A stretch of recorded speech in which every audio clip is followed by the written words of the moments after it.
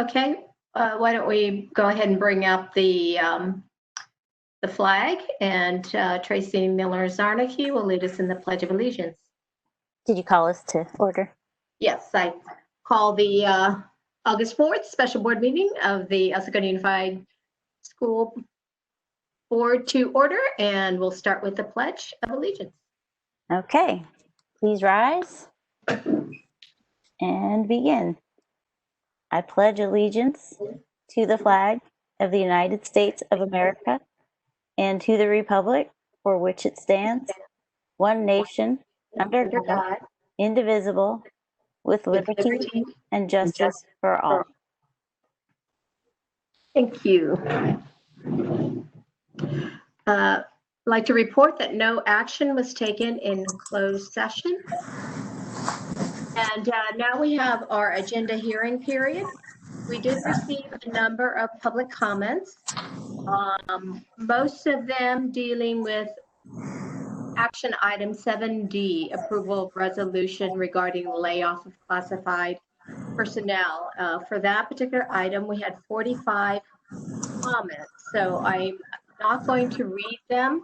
The board has received hard copies of all those comments and has had an opportunity to review them to inform our discussion of this topic. But I do want to acknowledge all of those who submitted comments, and I'm going to read your names. And all of these comments will be posted after the board meeting for any member of the public who wishes to read them over. So let me just read the names.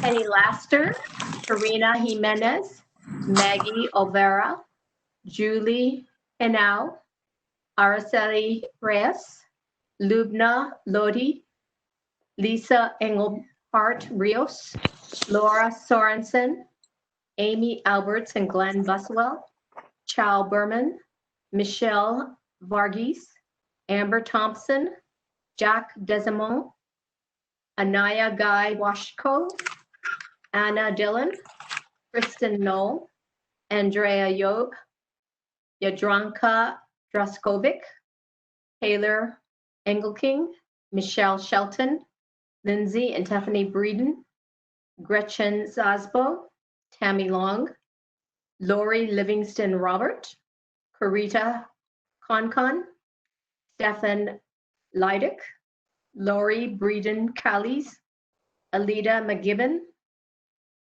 Kimberly Holm, Beth Smith, Karina and Ray Lauren, Mary Jo Gagliardi, Kate Alvarez Quinones, Marnie Matan, Cami Roden, Jamie Lee, Rocio Alvarez, R. Chuck Davis, Joanna Heather Van Camp, Maureen Kingsley, Mike and Laura McKinney, Kirsten Worley, and William Ochoa.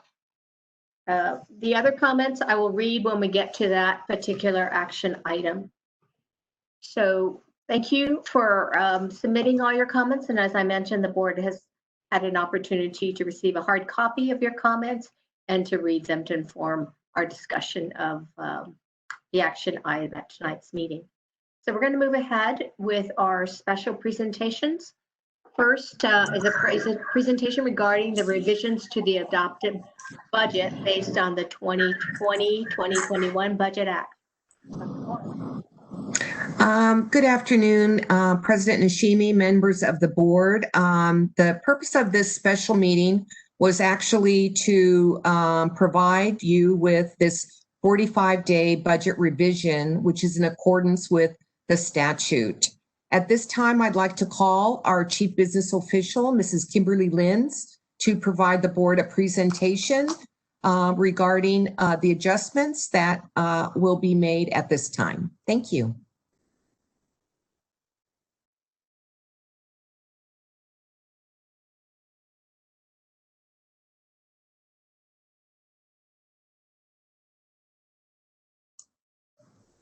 I could not hear Mrs. Linz. Could others hear her?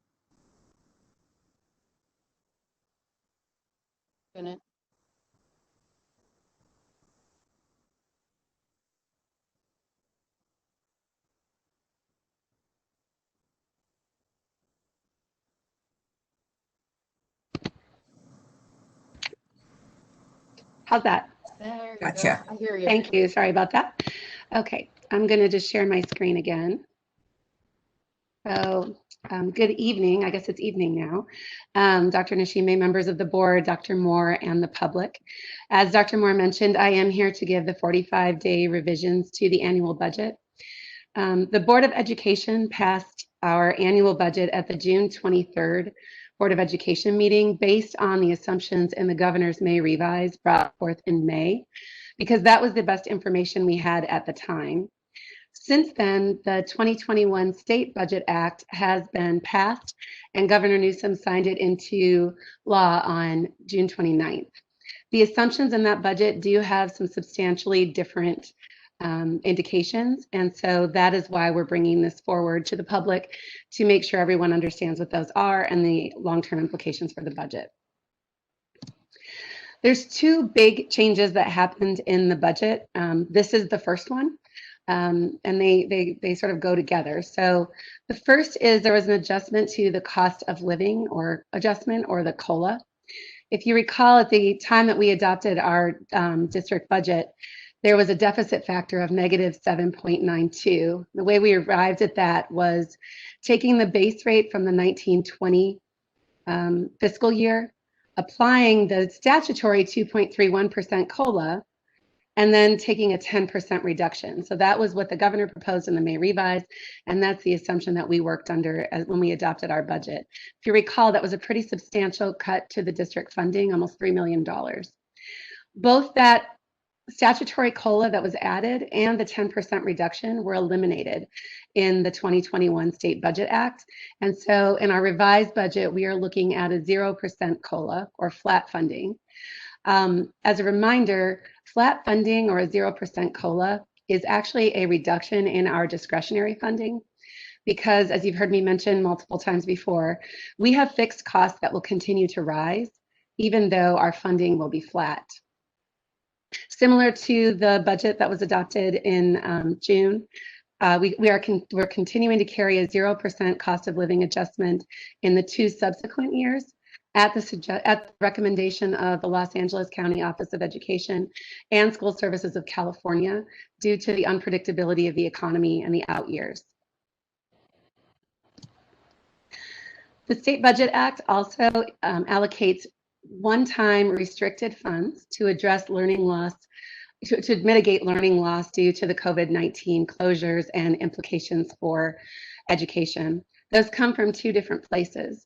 The first comes from the Coronavirus Relief Fund, or the CRF. That's a little bit less than $1 million that will be allocated to the district. The challenge is we have to spend that money has to be spent prior to December 30th, 2020. We can use costs going back to March 13th, of 2020, but it does have to be expended by the end of this calendar year.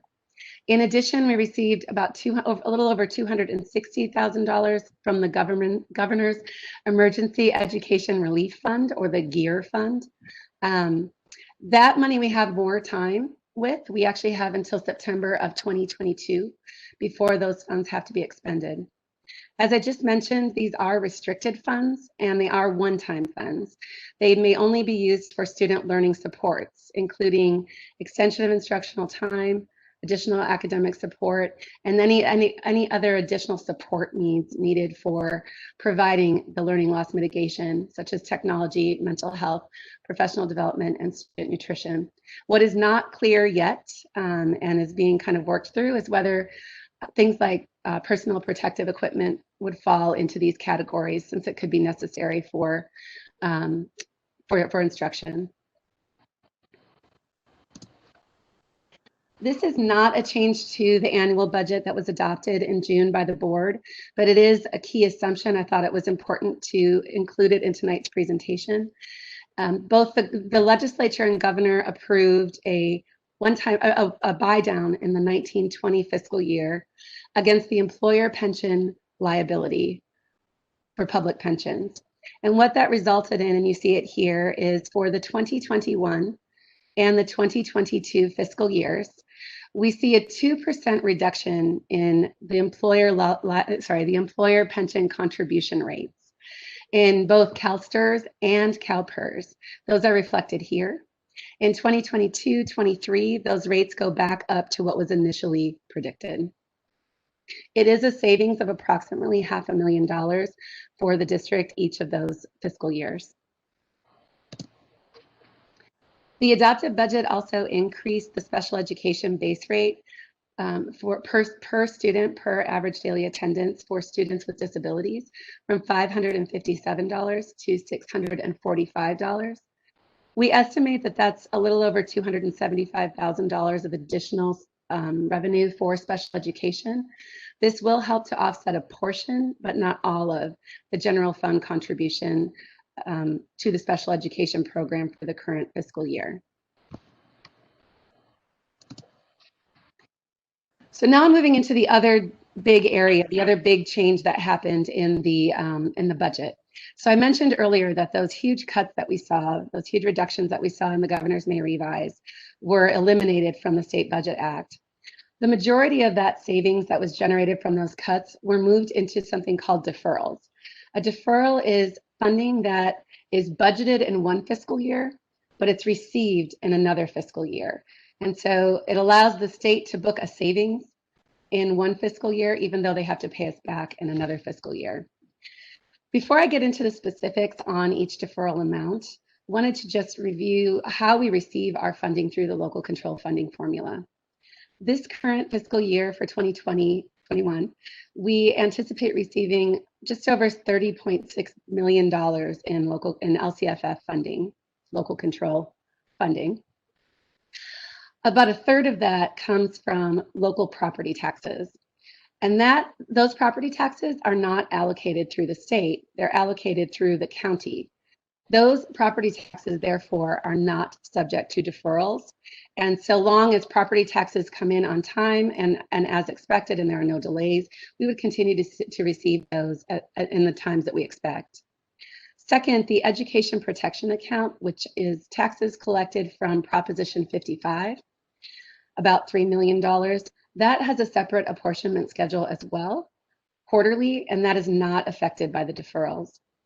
So what you see in that row labeled principal apportionment is the balance between our local funding and what the state supplements our funding with, about $17.2 million. That is the funding that is subject to deferrals. We're anticipating 5 deferrals this year. The first in February is a 45% deferral. So just under you see here, just under $900,000 that we have budgeted to receive, but we will not receive that until November, 9 months later, 2021 in the following fiscal year. Unfortunately, our bills and payroll are not reduced by the same amount. So we will still have to make our full budgeted costs that month, which results which can result in a cash shortflow. We estimate that this deferral, the February deferral, we can manage with our reserve levels. The second deferral comes in March of 2021. This is a 70% deferral, so we'll only be receiving 30% of our funding, just about $600,000 in March, rather than our full allotment of close to $2 million. We won't receive that deferral until October of 2021. And again, we'll still have the same bills and payroll that we are required to make. There's another 70% deferral in April. Oh, sorry. And I did want to just say that our anticipation is we can navigate that deferral also with our reserves. The third deferral in April, about $1.4 million, again, another 70% deferral, we will not receive until September. And this is about the time we anticipate we may need to start looking at other ways to maintain our cash flow, given the shortfall that we'll receive at this point. The other way is typically through interfund borrowing or from moving restricted funds. The way that interfund borrowing would work if we had to borrow for April, for example, is we would borrow in April, and because it's later in the year, we would be able to repay that in September when the state actually makes our payment. But this is general fund spending. We would use one of our other restricted funds to borrow from, and then repay when the deferral is repaid. So we anticipate needing to do that, possibly needing to do that as early as April. We receive another deferral, 70% of almost 1.4 million in May of 2021, and that is deferred until August of 2021. And at this point in May, we feel fairly confident we will need to do some interfund borrowing to manage our cash flow, given what our projections look like right now.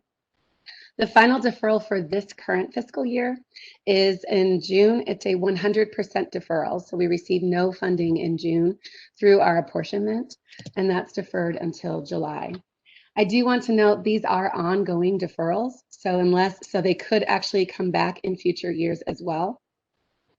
In fact, the June to July deferral, we had one from 1920 to 20, or sorry, yeah, from 2019 to 2020. And now again, you see that that's ongoing. It goes from 2020 to 2021. Sorry, I got my 20s mixed up there. So in summary, as we look, the full amount of our deferral is expected to be approximately $7 million. These figures are coming from the Los Angeles County Office of Education.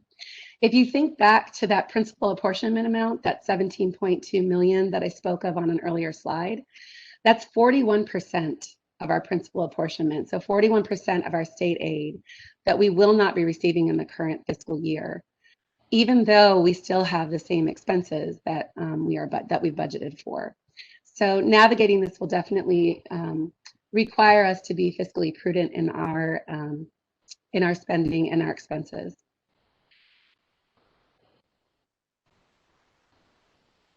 Okay. Moving on to, and I'll be coming back to show you another slide where it'll kind of help you see the overall picture of the impact of deferrals. But first, I'll first address enrollment. So we are projecting relatively flat enrollment from 1920 to 2021, the same as we were in the adopted budget. The one thing that we do have this year is we have a hold harmless on our average daily attendance, or our ADA. So the attendance report that we submitted to the state in March of 2020 is how our allocation will be developed for the 2020-2021 fiscal year. That hold harmless is for 1 year. We still do want to manage our enrollment so that when we move into the 21-22 fiscal year, we don't see a big drop that then impacts our overall funding. So what you see here is a comparison of the budget that we adopted on June 23rd and the 45-day revision that we're discussing tonight. I'll just draw your attention to that second line, the revenue line. You can see that we have budgeted an additional $2.3 million in our unrestricted funds. That's the removal of that 10% cut. So some of those funds came back in for revenue, and you see that expenditures are holding essentially similar. And if you follow this down to the bottom, you see that on the fourth line, what was a significant operating deficit is now a surplus. And at the bottom, that light blue line, we're holding a responsible reserve of 14.46%. Now that's with the funding that we've budgeted. If we account for the funding we will actually get on our unrestricted side, you can see that on that second line of revenue, if you follow it all the way over, comparing the line below it, our revenue is actually significantly less than our expenditures. And so following that down, if this was a reduction versus a deferral, we would actually have a negative, negative reserve, just because we will still have expenses going out, but we will have less income coming in. Dr. Moore, I didn't know if you wanted to add anything on this slide. No, I think, we've really talked with leadership team and the fact that we have got to tighten our belt. At this time, priorities such as professional development to prepare our teachers for distance learning and all things associated with that, as well as anything related to the board goals, is obviously continues to be a priority. But we are looking at each and every expenditure, and Ms. Linz and I continue to be very involved with any large purchases that are outside of the scope of let's say, Measure ES. Obviously, those are restricted funds with a clear plan to spend money on. Okay, thank you, Dr. Moore. So here you see the 3-year projection with the new budgeted revenue and budgeted assumptions for the unrestricted portion of our budget. What I would just point out is that on the revenue side, while we have a 0% COLA, we do anticipate slight reductions in our revenue just based on possible loss of ADA. But our expenditures continue to grow, so that in that 3rd year, we are still looking at a $2 million deficit. But it does allow us on that bottom line at the very far corner to maintain a reserve that is navigatable for us. Looking at the restricted side, here is a comparison of funding between the adopted budget, the board's adopted budget, and the 45-day revision. If you look at the revenue row, you'll see an increase in on the restricted side funding. That's primarily the learning loss mitigation funds I discussed earlier, those one-time restricted funds for learning loss mitigation. If you look below that, you can see we plan to spend those funds because our expenditures also go up.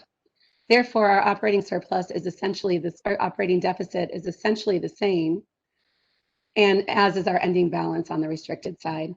As a reminder, that restricted balance is not one big pot of money. It's a lot of buckets of money that have to be spent in specific areas. That's why it's restricted funding.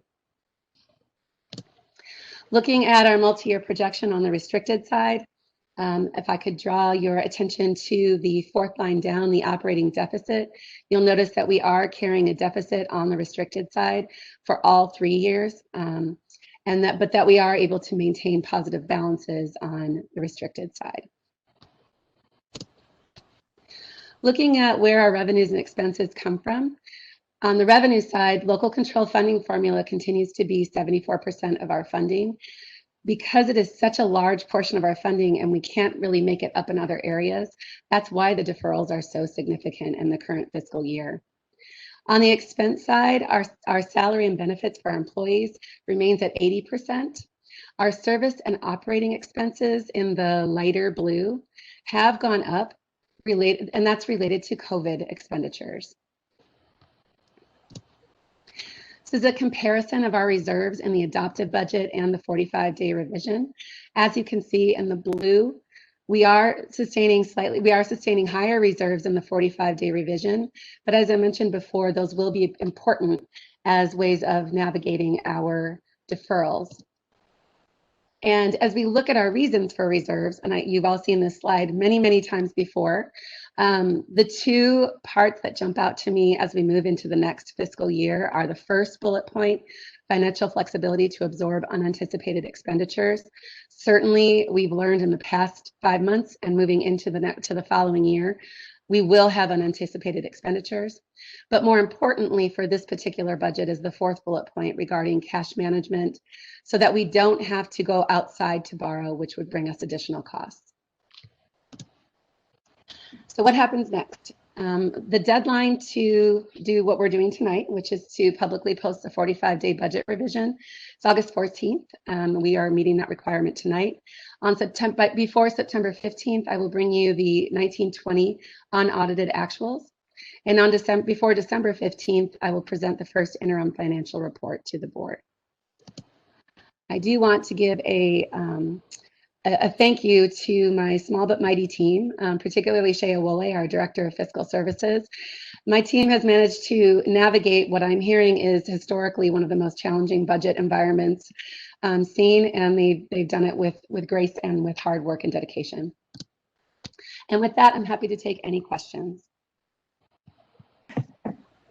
A question, and I'm sorry I didn't get to see before, but you mentioned in your presentation that despite the increase in special ed funding, there will be incursions on the general fund. And the board well knows every year we're dealing with really exorbitant special ed funds that I don't think the public is aware of. You know, it's not just providing the accommodations to students who are in school with us, but we have a number who are in residential care out of state or who go to non-public schools. Can you give us a ballpark, maybe last year, how much of our general fund went to support our special education population? I believe ballpark was around 3 million. Yeah, so that's out of our general fund, not the special ed fund that we get from the Yes, state. yes. Unfortunately, the funding that we get through SELPA from the state is not enough to provide the programming that our students need, and so we do supplement that with general fund dollars. Even with the slight increase, which we're very, very thankful for, we still anticipate that there'll be a general ed contribution to sustain our programs. Yeah, that's one thing.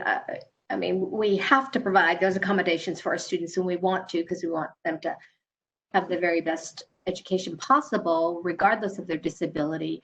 Mm-hmm. But because the state and feds don't give us enough money, then we must use our general fund unrestricted dollars to provide that accommodation. So just to make it really clear that additional money isn't going to help us accommodate all of our students without providing out of our general fund as well. Other comments? Yes, Tracy? Yeah, the thing I want to make sure we talk about here that people understand is you mentioned interfund borrowing. Mm-hmm. And I just want to make sure everybody understands we can't borrow from Measure ES, and we cannot stop building things that are on that to put that money somewhere else. Yes, actually, the Los Angeles County Office of Education will not let us borrow from Measure ES at this point. We would be looking at our other funds, primarily our Fund 67, which is we self-fund our retiree benefits. That is a fund we could borrow from if we needed to, and then of course pay back at the point that our that the state repays us, and that would not affect retiree benefits. Got it. And in your I know you're new in this particular role, but have we done this deferral thing often before? Has this happened to schools that you are aware of in the past? Because historically speaking, I just want to know. People say, "Oh, they didn't cut the budget," but this ain't so hot either. So I just want to know if this is a historical thing or. Yeah, during the Great Recession, this was a tool the state used a lot because it doesn't cut spending education, but it shows a reduction in state funding for the state. So it's a little bit of like an accounting. It feels like a shell game a little bit. It is a little bit, yeah. And, you know, some of those deferrals in the Great Recession weren't repaid right away in the following year. There was sometimes a delay in when they were finally repaid. So that's something we'll make sure that we're watching as well. All right. That's what, when I came into the board in 2000, I mean, it really started earlier than when I came on in the early 2010, it probably started, 9, 10. Mm-hmm. And we officially, we were out of the recession, you know, around 11, 12, but we dug out of that 12, 13, 14, 15. It took us that long to handle the deferrals and to keep paying our employees and to have the cash and not incur extra expenses to borrow. And, you know, it was really prudent of the board before I got on that there was the reserves to handle that and not incur those extra costs. But yeah, I really, you know, I've got a couple emails when the governor came out with the budget, the new budget. Oh, look, he's, you know, it's better than it looked. And yeah, it was a little bit better than it would look, but I really need people to understand that Kim, you know, talked about this already. Flat funding is not where we need to be.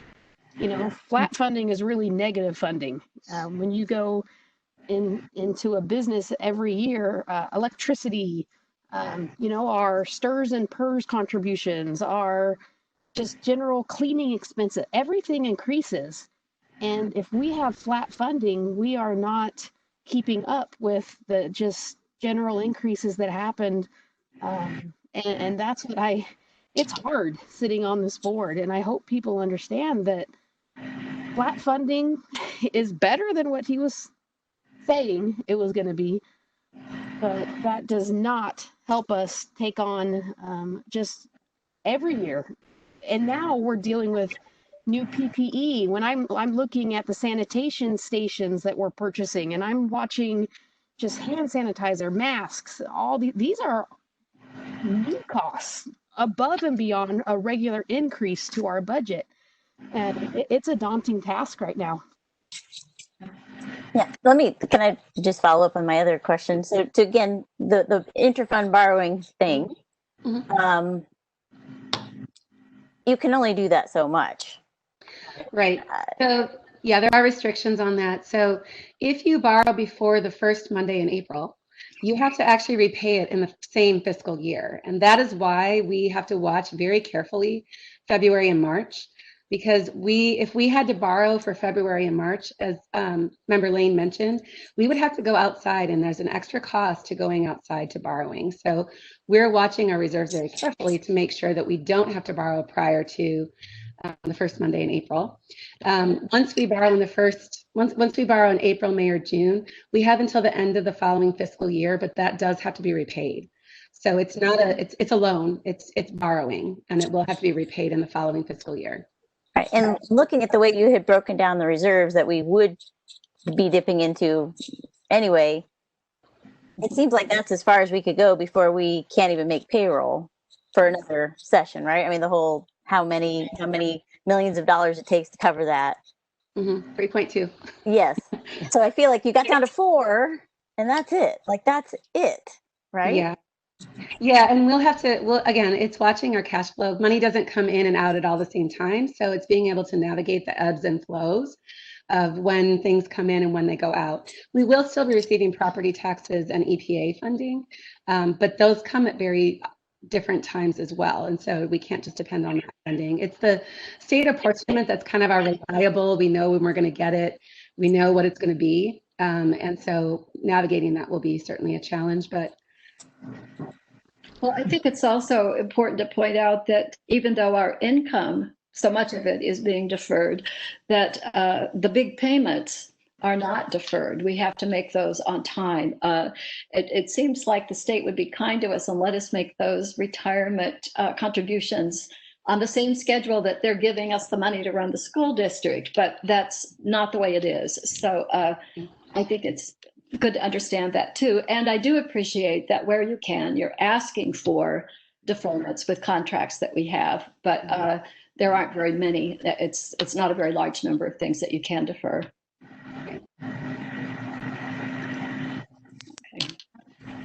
Okay, it's like that. Those are all the comments and questions. Thank you. All right, we'll move to our second presentation, which is the reopening of the Learning Connection for 2020-2021. Dr. Moore? Great. It's with a great deal of pleasure I share with the board the opportunity to fully reopen TLC. And we have with us this evening Guadalupe Grijalva, Miss Guadalupe, who's fondly known, from Eagles Nest Preschool and the TLC as the executive director, and our director of operations, Mr. Ali Rabihi. And they're here to share the reopening plan for TLC. So welcome. Good afternoon, school board members, President Nishimi and Superintendent Moore. Thank you for the opportunity to return to you and present to you our reopening plan for TLC this fall. Like Dr. Moore mentioned, I'll be joined by our Director of Operations, Mr. Ali Rabi'i, who has been instrumental in our reopening plans, as well as our Chief Business Official, Ms. Kim Lintz, who will give us a little information about our financial solvency for TLC. Can I have the next slide, please? So our vision and guiding principles have been guiding principles that we've worked with to have our planning and guiding us into reopening for the summer as well as for the fall. And these vision and guiding principles has come out of the stakeholder work that the subcommittees have done to help us prepare for the fall school year as well as for reopening for TLC. Some of the main things are continuing to maintain continuity of instructional support, health and safety of students and staff, access and equity for all students, communications with all of our stakeholders, and as Ms. Kim will appreciate, being able to maintain fiscal solvency for our TLC preschool. for our TLC program. Next slide.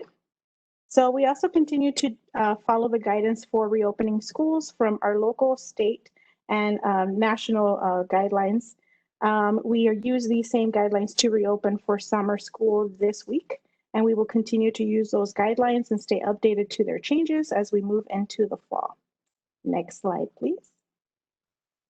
So childcare has specific protocols that we and guidelines that we went over very thoroughly when we were presenting to the school board about summer reopening, planning and teaching, health screening, healthy hygiene, cleaning, arrival procedures, physical distancing, cohort grouping, and ratios are going to be maintained and continue to be part of our work as we plan to reopen TLC for the fall. Next slide, please. So TLC typically has supported Richmond Street School and Center Street School. And this year we are happy to extend our services to the El Segundo Middle School. So because our students will be starting in full distance learning this fall, we are offering a support for those students who need that support, families who need that support. So we're doing a full day offer from 8 a.m. to 4 p.m., 5 days a week. These services will also include support for distance learning so that our students will be able to bring their devices to the TLC locations and have their cohort staff help them with engaging, logging on, participating, and staying active in their distance learning. Because we are functioning under the child care umbrella, we are maintaining a cohort of 10 students to 1 TLC staff, and we're going to cohort as much as possible. There might be some possibility of people joining later. So as long as we can get to a strong cohort number, maybe around 7 or 8 students, we can then engage in another group and bring in another staff person to support students and families. We anticipate that as people get a little bit more comfortable, as we continue to be successful with our TLC supports, more people will then join us. We do have a remote distance learning center space that we will be using particularly for our middle school students, just because they're having so much construction at their middle school site. But if we have a need to have 4th and 5th graders there so we can accommodate the younger students and they can stay at Richmond and Center Street, then that is an option that we're keeping open for us. Our fee schedule is up for board approval today by everyone here. And then in particular for El Segundo Middle School, they will be placed at the Remote Distance Learning Center, which will be within the city of El Segundo.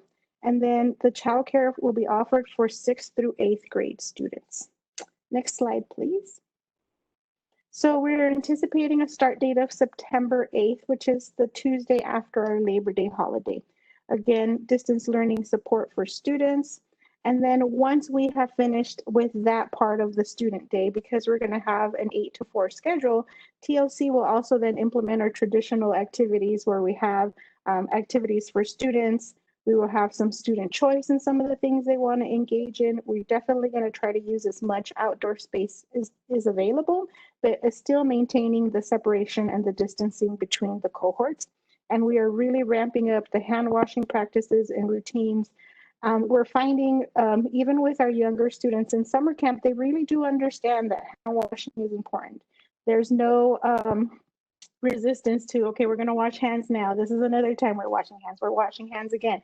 Please go wash your hands. So I feel that moving into the fall, it'll be, a pretty easy thing to transition into. So next slide, please. So Ruler, again, we're going to implement Ruler as part of our check-in with students in our cohort groups. We have a lot of Ruler approach support systems for our staff. We will continue doing professional development and resources for all of the staff that will be working in cohorts for those students. And then again, pushing out that communication to parents about the practices and the skills that we are working on so that then they have that transition into their home base as well. Ruler has really proven to be really nice in summer camp as well. Is how we've started our first couple of days with summer camp students, because they really do have thoughts and feelings that they want to share about, especially as we're talking about why can't we play basketball together? Well, how do you feel about that? What can we do to play another game and still be engaged with other students in your cohort group? So it really is proving to be a very strong tool for us to be able to support students in this new environment that they are now engaging in. Next slide, please. So parents have asked us, well, what is the day going to look like? So because we haven't had an official schedule be sent out yet, this is a sample schedule. So we're going to have staggered arrival times. We're going to have health checks, and we're going to take attendance each cohort individually. We are going to have a ruler check-in and activity, and then we can begin the distance learning support, whatever it might look like, whether it's a large group check-in, where it's a mini lesson. You know, all of the teachers are working hard to develop what their schedule is going to look like, and we're going to wrap our support around that. Of course, you know, sometimes parents feel, well, are you guys going to have my kid online in Zoom meeting from like 9 to 12? No, we're definitely going to have it be appropriate, and we're going to support that. We're going to give them breaks in between. There's going to be a lunchtime. And then at the end of the day, we get to pick up some of the traditional TLC activities as well, to be able to be indoor or outdoor with our cohorts, engage in more activities with the students, and then one final check-in before we start doing the staggered departure. Next slide, please. So now Mr. Ali will have the next couple of slides where he will be discussing with you some of the work that he's done as he is preparing us for reopening in the fall. Thank you so much, Ms. Lupe. Members of the board, Dr. Moore, it's a pleasure to share with you the health and safety component of the safe reopening of TLC for our families. Ms. Lupe, of course, touched upon many aspects of it, but according to the LA County Health Order, it does follow along a number of themes, and the primary themes are healthy hygiene, face coverings, and social distancing. It is important to note that we've made sure to have plenty of hand washing facilities, whether that's portable stations, as Member Lane mentioned earlier, or hand sanitizer stations in classrooms in various locations. It is critically important that we have those, and it's important to, of course, reinforce the behavior for our students to maintain healthy hygiene. The other piece is, of course, the face coverings. We will, of course, be providing a cloth-based face covering, 5 each per student. That's washable up to 30, maybe even 40 times. Social distancing, or also known as cohort grouping, as Ms. Lupe mentioned, 10 students per cohort environment, and ensuring that. Next slide, please.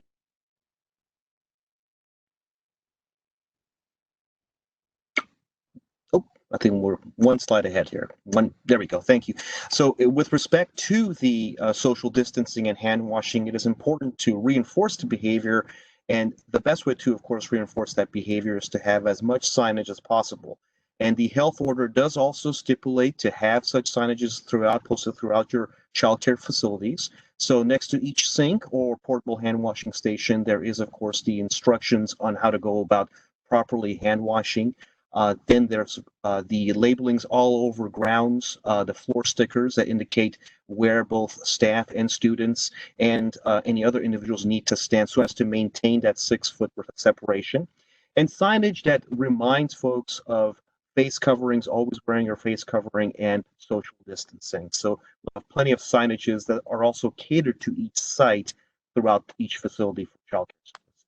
Next slide, please. It's important to note that in addition to social distancing and face coverings and healthy hygiene, cleaning and disinfecting are critically important. And so our maintenance and operations staff, which includes our custodial crew, have been trained with the latest equipment and, of course, our new disinfectant materials and chemicals in properly and effectively disinfecting all locations. We have procured new equipment that our custodial staff has been trained on. And we have a new robust schedule that they'll be following when it comes to cleaning. The restroom protocols, how to effectively and efficiently clean restrooms and other areas, especially the high touch or high frequency areas. We will be equipping all TLC staff with the proper disinfectant and other PPE so that they too can assist with cleaning any high touch surfaces or areas that would need immediate attention. Next slide, please. Healthy environments. As Ms. Lupe mentioned, the use of shared materials or group-based items, that's out the door now with COVID-19. We've also worked very closely with our HVAC service provider. We did this during the summer, and we'll continue to do this for the next 3 weeks in changing the filters of all of our HVAC units across all facilities. The frequency of those filter changes has increased. That was a directive that I provided to our HVAC service provider, and that will continue on into this year, where all of our facilities are, particularly our child care services locations. Our water systems annually are tested in accordance with the El Segundo City Water Division. We, of course, meet to code and making sure that we have potable water and there's no mixing between potable water and irrigation water. Next slide, please. The classroom environment, of course, also needs to change with the new protocols and orders that have come down. Our classroom environments are completely modified so as to ensure the 10-student cohort grouping.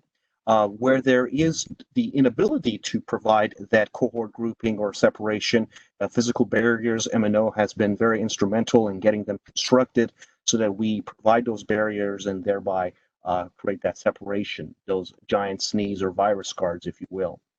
Path of travel will have arrows and other signages to indicate for our students of exactly the proper path of travel, so there is the least amount of traffic conflict, if you will, between and among students.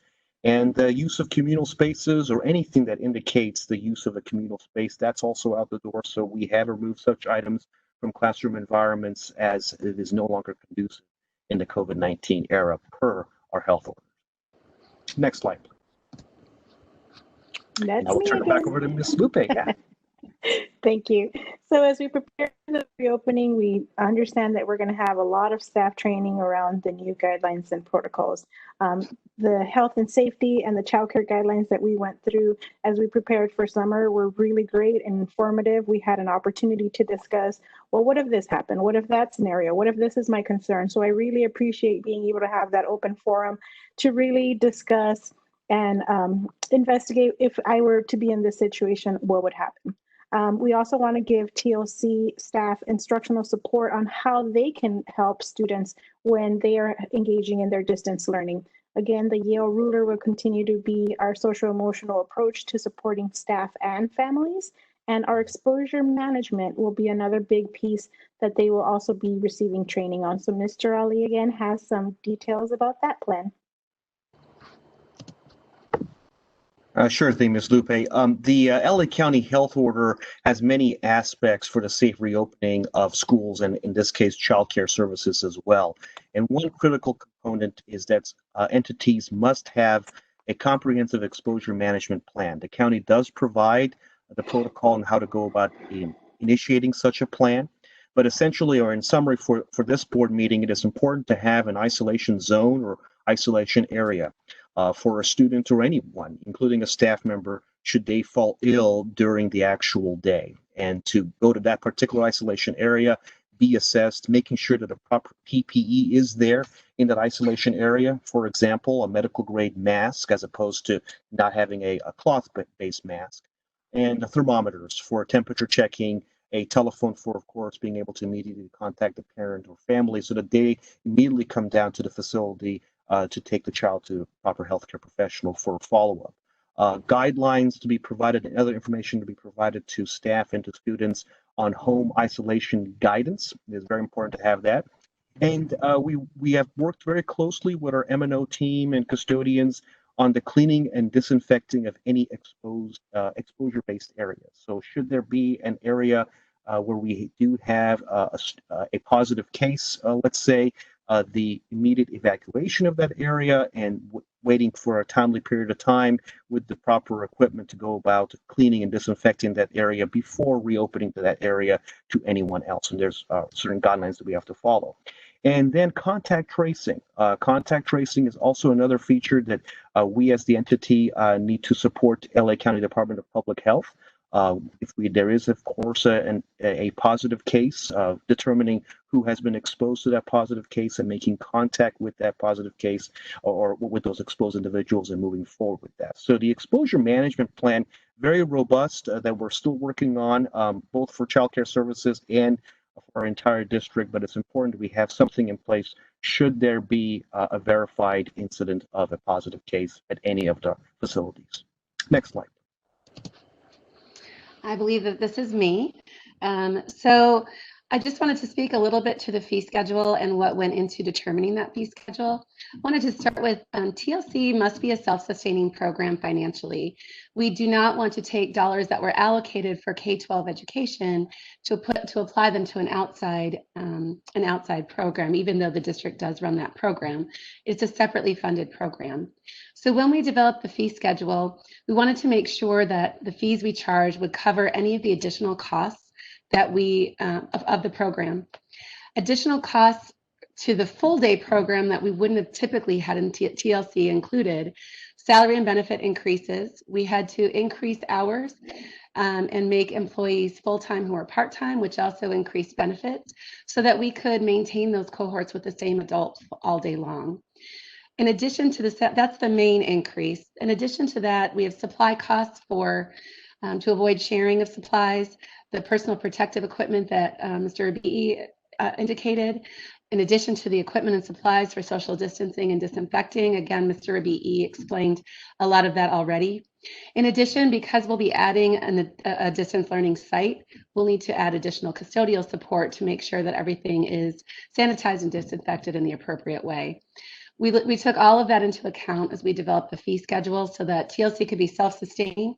It will operate in an enterprise fund separate from the general fund and be self-supporting.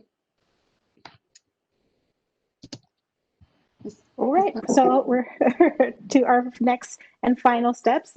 We did release a TK through 8th grade survey to families, and we're continuing to analyze that survey so that we can be prepared to support families in the fall. A TLC application for enrollment will be coming out this week, and then parents will receive email notification about participation and cohort confirmation. And once we have groupings of confirmations for cohorts, then we will start bringing in staff and assigning those cohorts. The scheduled start date again will be Tuesday, September 8th, 2020, and we look forward to expanding TLC into our fall school year. Thank you very much for your time. Does anybody have any questions? Nancy? Yes, Lupe, thank you so much to both of you, you too, Ellie, for the presentation. And I think that this is something that we need to get the word out to everybody in the community that we'll have the possibility of having extended childcare, because that's something that I know a lot of people are looking for. I do have a question, though. I just wondered, as you were looking at the request, are any families requesting extended hours beyond what you are offering at this point?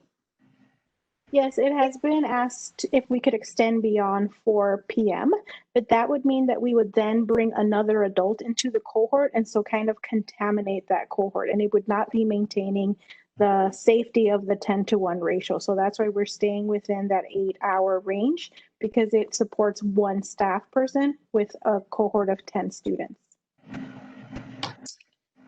So any possibility of having a cohort that's always staying late, or is that? Then it would just incur additional costs for our staff, because then we're paying overtime to a staff to stay beyond the 8-hour workday. And I did want to emphasize too, because a lot of people were assuming that this was going to make a profit to support the general fund. And I understand that's not true. We're setting the fees to support the program, correct? Yes, and it will actually, those fees will go into a separate fund. So it will be a separate fund outside of the general fund. Okay, thank you.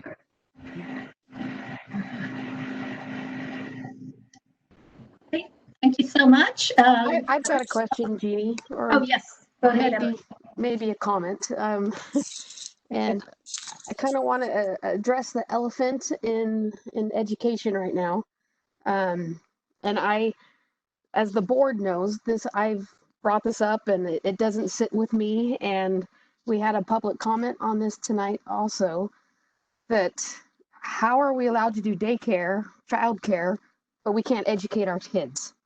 And I think it's important that the community knows we understand this, we see this, it's something we're aware of. And I've been reading a lot because it doesn't sit with me well. And you know, what comes back to is this is the public health order. This is what they have allowed as permissible. So this isn't something we just decided to do. It truly is a mandate down. And then it gets into those lower ratios. It gets into this is optional. We can't do something for the general public, and if that would make it unsafe. And the ratios that the public education right now would require would be unsafe. And so that's why I just want the community. I know there are people watching, and hopefully the word gets out that the board is aware that it is frustrating that we can offer these services but not offer education right now. And if I can just add to that, Emily, this is now an opportunity that we are able to do at this time, and maybe families needed it earlier in the spring and was not available to them. So we see it as an extension of the TLC support for students and family to be able to offer this. But what I really want to drive home is everyone needs a lot right now. And it is just really unfortunate that we are not able to do what we need to do and what our students and our staff and everyone needs. And so I guess, as frustrated as I am, at least there is a sliver that we can do something right now.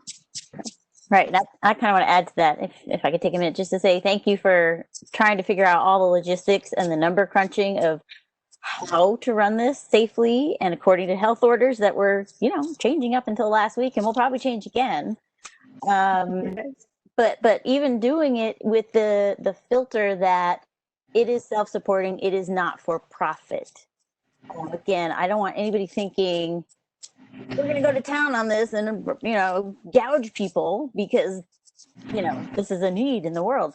You guys have been so thoughtful about trying to just cover all the needs safely. And again, what has to be covered pays for what is happening. And that's it. And I'm glad that you've figured out ways to expand into other spaces safely and even to the age range that you're allowed to have in there. So thank you for that. And I hope, again, it's hard right now on so many levels for so many families, but I hope this is an opportunity to provide some support that's been lacking since all of this has started. So thank you, and I wish you all the best getting back in there and making this happen. Thank you.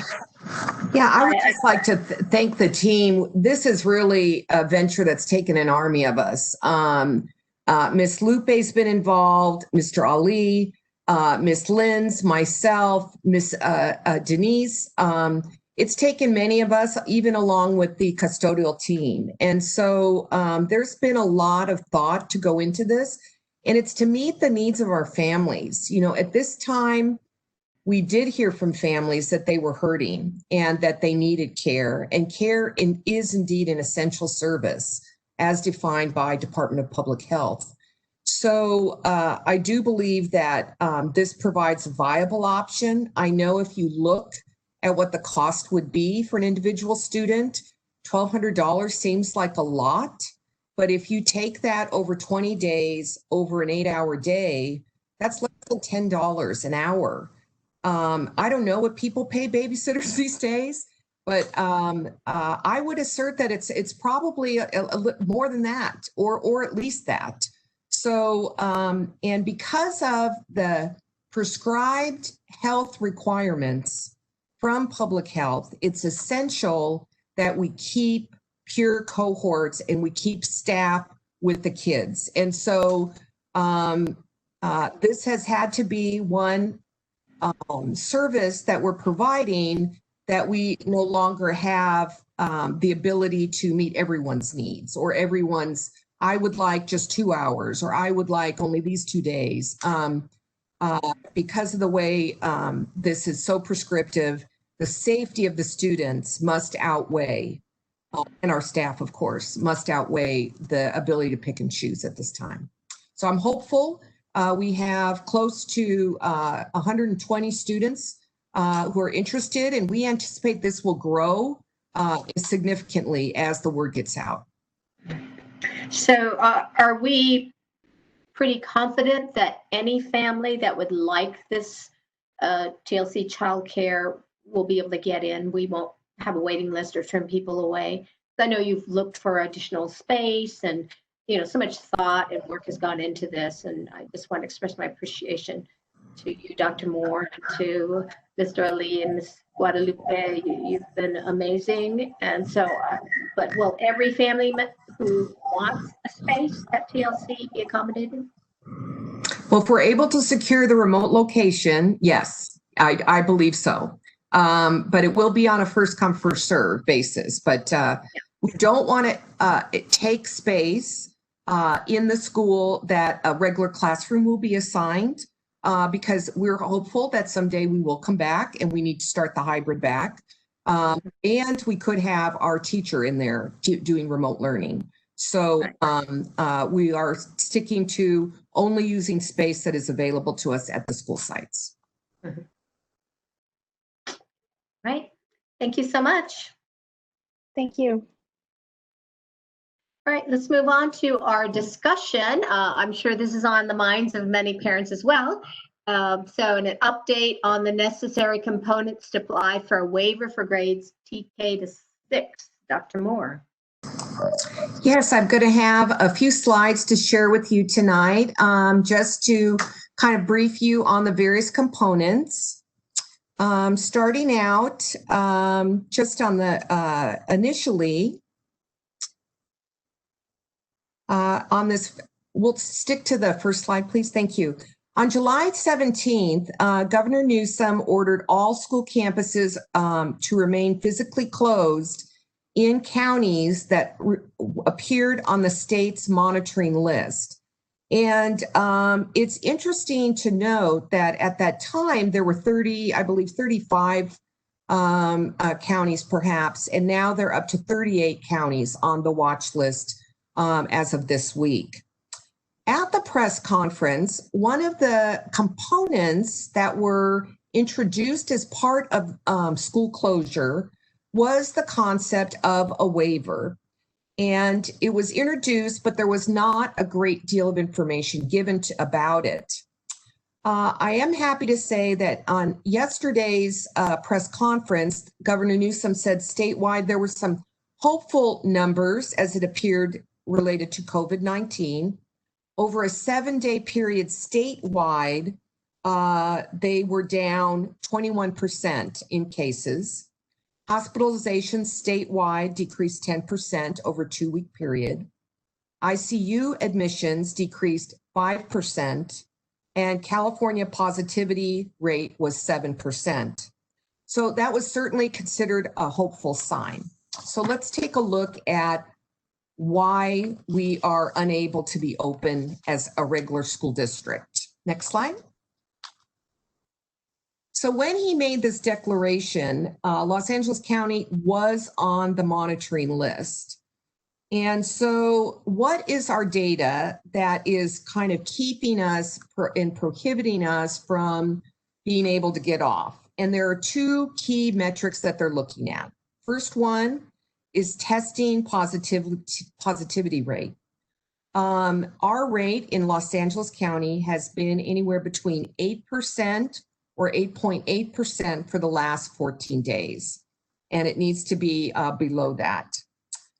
In addition, we need to have less than 200 positive cases per 100,000 residents. Next slide. So as we look at the waiver, the Department of Public Health just released the waiver application and process that may permit a school district to reopen in person to be approved or denied by local health officials. And the language in the waiver affirmed that elementary schools in counties on the monitoring list may not reopen without approval of a waiver request by a local health officer, and that the waiver request only applies to transitional kindergartners through 6th grade, and that secondary students are not an option. 7th and above may not request a waiver, even if you are in a small school district. Next slide.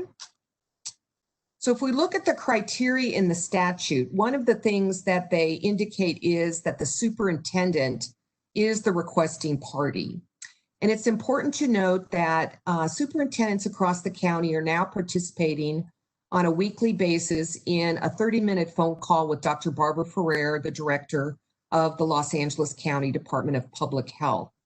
She has indicated that the request should not only come from the superintendent, but that it should also be signed by the board president.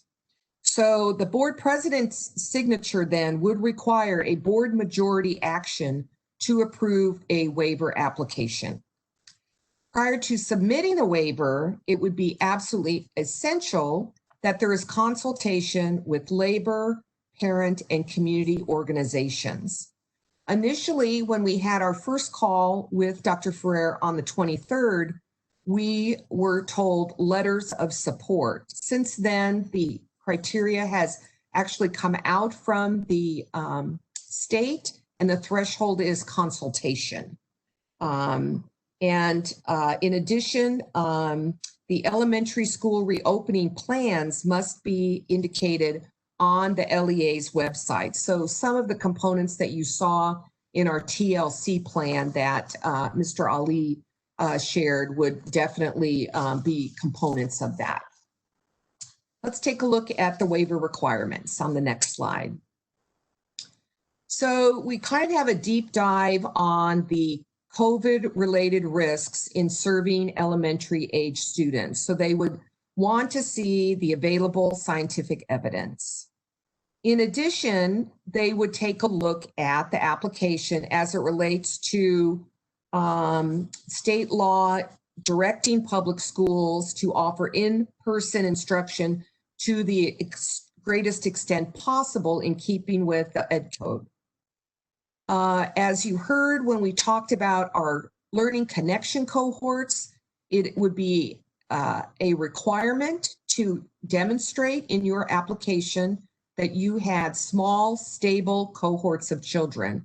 So this ensures that the hybrid model that we will take action on later in the meeting is a requirement as we consider even coming back in a waiver option.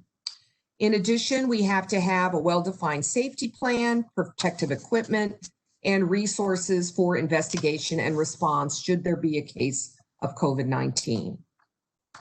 If you take a look at the school reopening plan requirements on the next slide, you can see that a number of the items that were outlined in our TLC plan come into play here.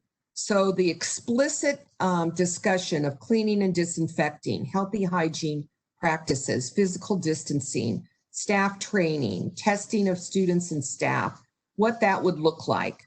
Now, we did hear from Dr. Ferrer that the school district would not be responsible for testing, but that as outlined in the health order, we would have to advise parents when testing would be in their best interest for their child, and that testing would be a clearance item in order to have their child return to school should there be a significant outbreak. Next slide. The local health officer will review each waiver application and look for the following requirements. So as you can see, we've got the percent positive trends, the hospitalization trends. She indicated things like the number of ventilators in the county that are available, the number of ICU beds that are available, testing resources, and the fact that you had done the proper consultation.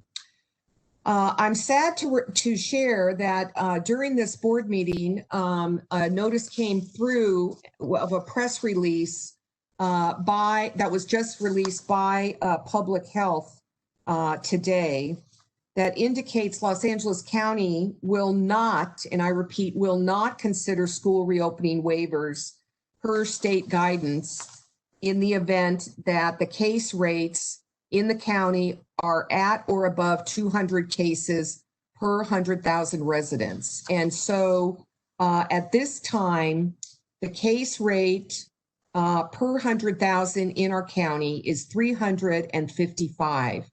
Last week it was 400. So it has gone down somewhat, but they literally just announced the public health will not be considering waiver applications at this point in time. They indicate they know this is a disappointing announcement, but it's based on the existing science and data that guiding all of our decision making, and that they believe this is in the health and safety of all our children. And they said the decision will be reconsidered once the case rate falls to the levels recommended by the state. So once again, it's important to note that the media specifically has shared information about, oh, this private school is going to apply, or this county is allowing applications or whatnot. Once again, it's a county by county public health situation. And based on this press release by Los Angeles County Department of Public Health, this is not an option for any school, public, private, or charter in Los Angeles County at this time. So let's take a look at our considerations moving forward. So clearly we know, as I was going to share, the levels of COVID-19 in our county are extremely high. And the two real key components are what is contributing to community spread and what do those metrics look like. So at this time, it is not a good time to consider this. And obviously it's been ruled out now by Department of Public Health. I think we need to continue to monitor the numbers, monitor the processes. I think this is an important time for our board to listen to the perspectives of various stakeholders. We had a number of folks provide public comments for a number of items the board will be taking action on this evening. And so this is an item that I want to be sure is on the board's radar as it relates to public comments and thoughts and input. I do think it's important we have our school reopening committee specifically going over health and safety, and we would want their input as well. We will open schools to distance learning based on the executive order of the governor and certainly Los Angeles County Department of Public Health. It's also important to note, specific to El Segundo right now, we had a project as part of our summer work that we were going to replace the windows at Richmond Street School. And I know when we went out and talked about the bond, we talked about the windows leaking at the school, and sometimes the teachers would say the windows are crying to the students as a fun little metaphor to talk about the need for new windows. Well, because of COVID, unexpectedly, we've removed all the windows, and the manufacturer has actually experienced a delay due to COVID-19. So the windows will not be installed before August 26th when school starts. And so we'll continue to monitor, and we would not want to apply for a waiver if we did not have a safe environment with windows. Obviously, we know being outdoors and certainly having doors and windows open when at all possible is important as we bring employees and students back to a school setting. So the need for our windows at Richmond Street School is absolutely non-negotiable and a necessary portion of any waiver application. In addition, I wanted to make sure the board was aware that in speaking with Dr. Ferrer and her discussions, that waiver applications could be not only for particular grade levels, but it could be targeted specifically for special populations with learning loss.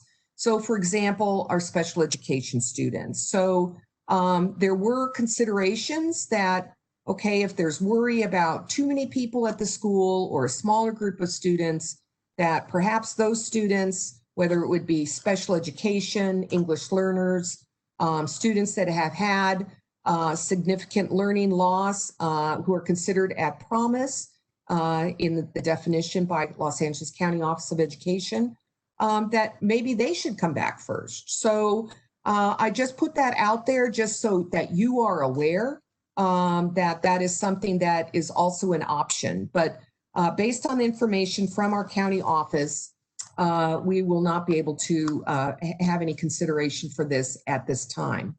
But I do think it's important to know, I've gotten about 20 emails from parents about waivers and really imploring the district to consider this. So I do want the board to be aware that it is on parents' mind, especially the parents of young children, who I think do have more challenges with virtual learning. In addition, there's concerns about the balance of the other public health risks.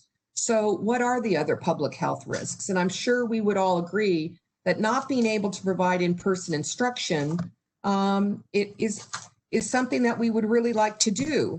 It's the social, emotional well-being of our students and the need to be back in school and have that sense of belonging with their classmates and their teacher. Undetected child abuse. There are real concerns as it relates to due to virtual learning that there are significant numbers of cases across the nation that went unreported. And then, like I mentioned before, inequities in learning loss. So at this time, I'd like to turn it over to the board for discussion. And obviously, I surprised all of you with the new announcement from Department of Public Health, but I do think it's important for our parents and our stakeholders to understand what the board's thoughts are as it relates to this option moving forward. Any? I think this is just a wonderful example that those that are watching right now get to see what we're dealing with right now. You know, the board has spent a lot of time talking, pushing, always pushing the envelope. El Segundo, I don't think people understand. El Segundo is always trying. Our district, our administrators, our staff has been amazing. And we've spent time, and they've spent lots of time thinking, and then just today, right now, during this, all that time spent just gets thrown out the window right now. So it's frustrating. I don't know if the community quite understands all the extra time and meetings and discussions that we are having. And then it turns, we were ready with the hybrid. We were pushing that envelope, and the governor comes out, 2 Fridays ago, stops that. And so then we start going on stuff, and now, just now tonight, this literally just came to us as everyone was watching, as Dr. Moore told us. These are challenging times. I am frustrated. I really appreciate you saying that, Member Lane, because we're the first school district in the South Bay to discuss it, the governing team. And I shared all my slides with the other superintendents, and we're trying to stay out ahead of this as much as we can. And then once again, oops, never mind. Yeah, I feel like it's 2 steps forward and 3 steps back on so many of these things that we have to contend with. And you guys who must figure out all the logistics and the expenses and all that ever changes, it's just astounding. So, I'm glad we talked about this today, because I do want everyone to understand where we're at. And even, if we were able to do the waiver, it's only up through 6th grade. Like I've seen conversations from parents of high school students like, get them in school now. We cannot. So, we have to take this as it comes. And I would rather be thoughtful and careful and safe with every step we do. But again, we can't talk about it right now. It's not an option. So thank you for staying abreast of that. Yeah, Nancy? Well, I do think that some of the changes that have taken place since we started this discussion, though, are very positive, because we do have control how we reopen when we're given permission to do that, if we do get a waiver for TK to 6. So the possibility of bringing back our special ed population who find distance learning much more difficult, as well as the the little guys, they find it much more difficult as well. So I do like very much that the districts have control of how we do that. So it could be that instead of just saying, okay, everybody in TK6 come back, it could look very different from that. You know, and I know that Mr. Lee has done a great job ordering all the PPE and putting out the signs and the distance markers. So even though we can't reopen, as soon as we're given the green light, everything is in place for that to happen. We don't have to wait. I'm on the Health and Safety Reopening Subcommittee, and you know, Ali ordered that stuff in March as soon as we were shut down. It took that long to get stuff because of the delay in the PPE and what have you. So I think this district has done a lot to prepare with the hope that we would reopen, and everything is in place so that when we get the green light from the Department of Health to apply for the waiver or to go back to hybrid or whatever, we are ready. We won't have to delay in that process. So I'm really grateful for all the preparation that our staff has taken to make this happen as soon as we're given the green light to do so. Yeah, Paulette?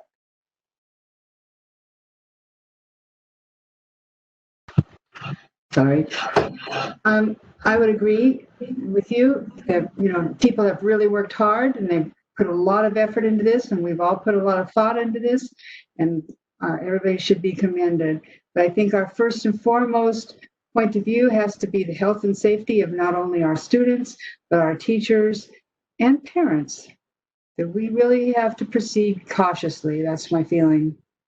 And yeah, we'd all like to get back, but not at the expense of the health of our families.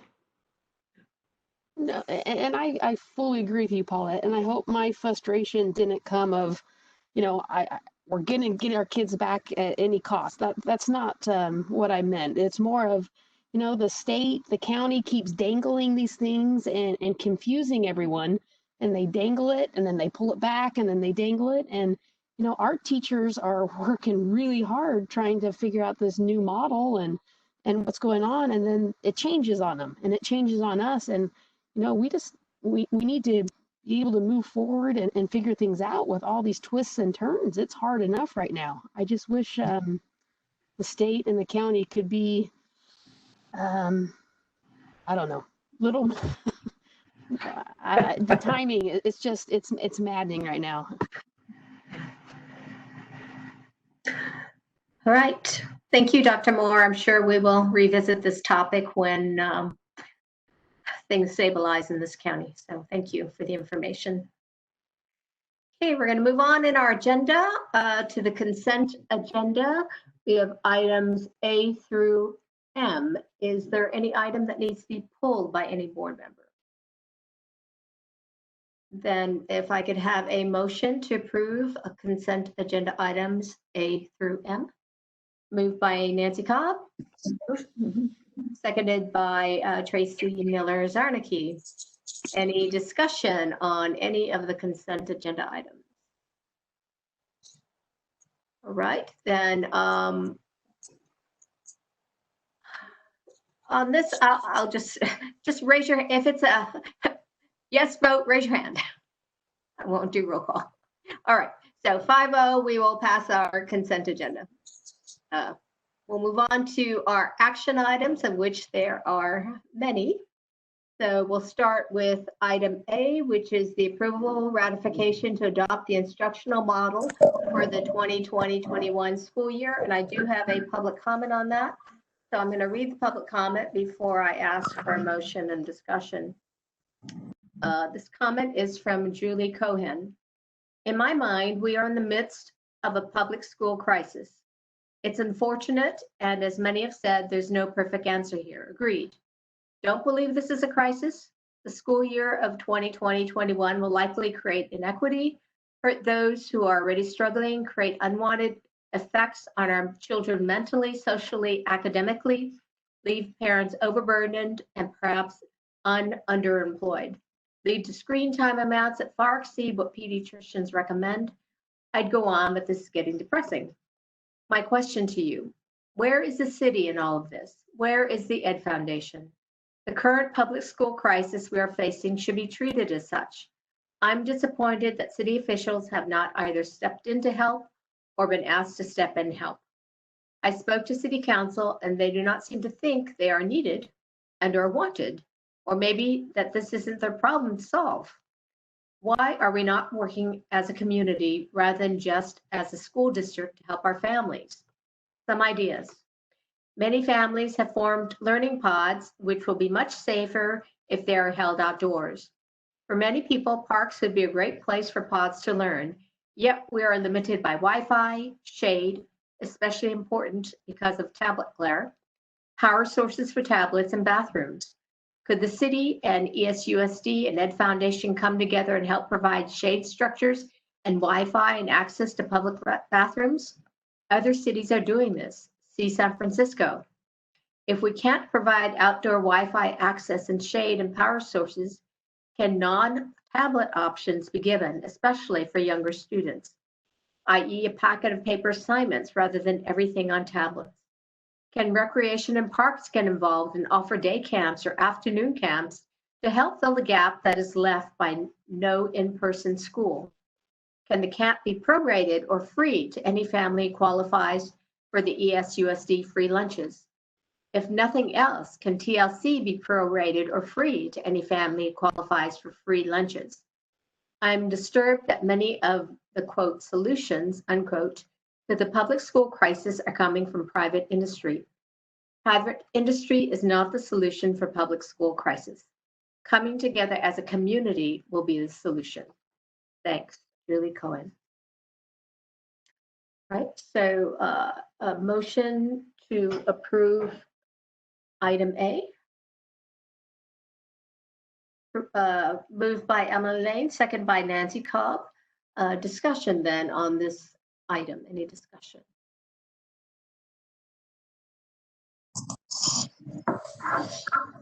Dr. Moore. Yes, I just wanted to mention as we move into the 2021 school year and in hearing some of the public comment that was made, I do want to note that the school district will be providing devices for all students in TK through 12th grade.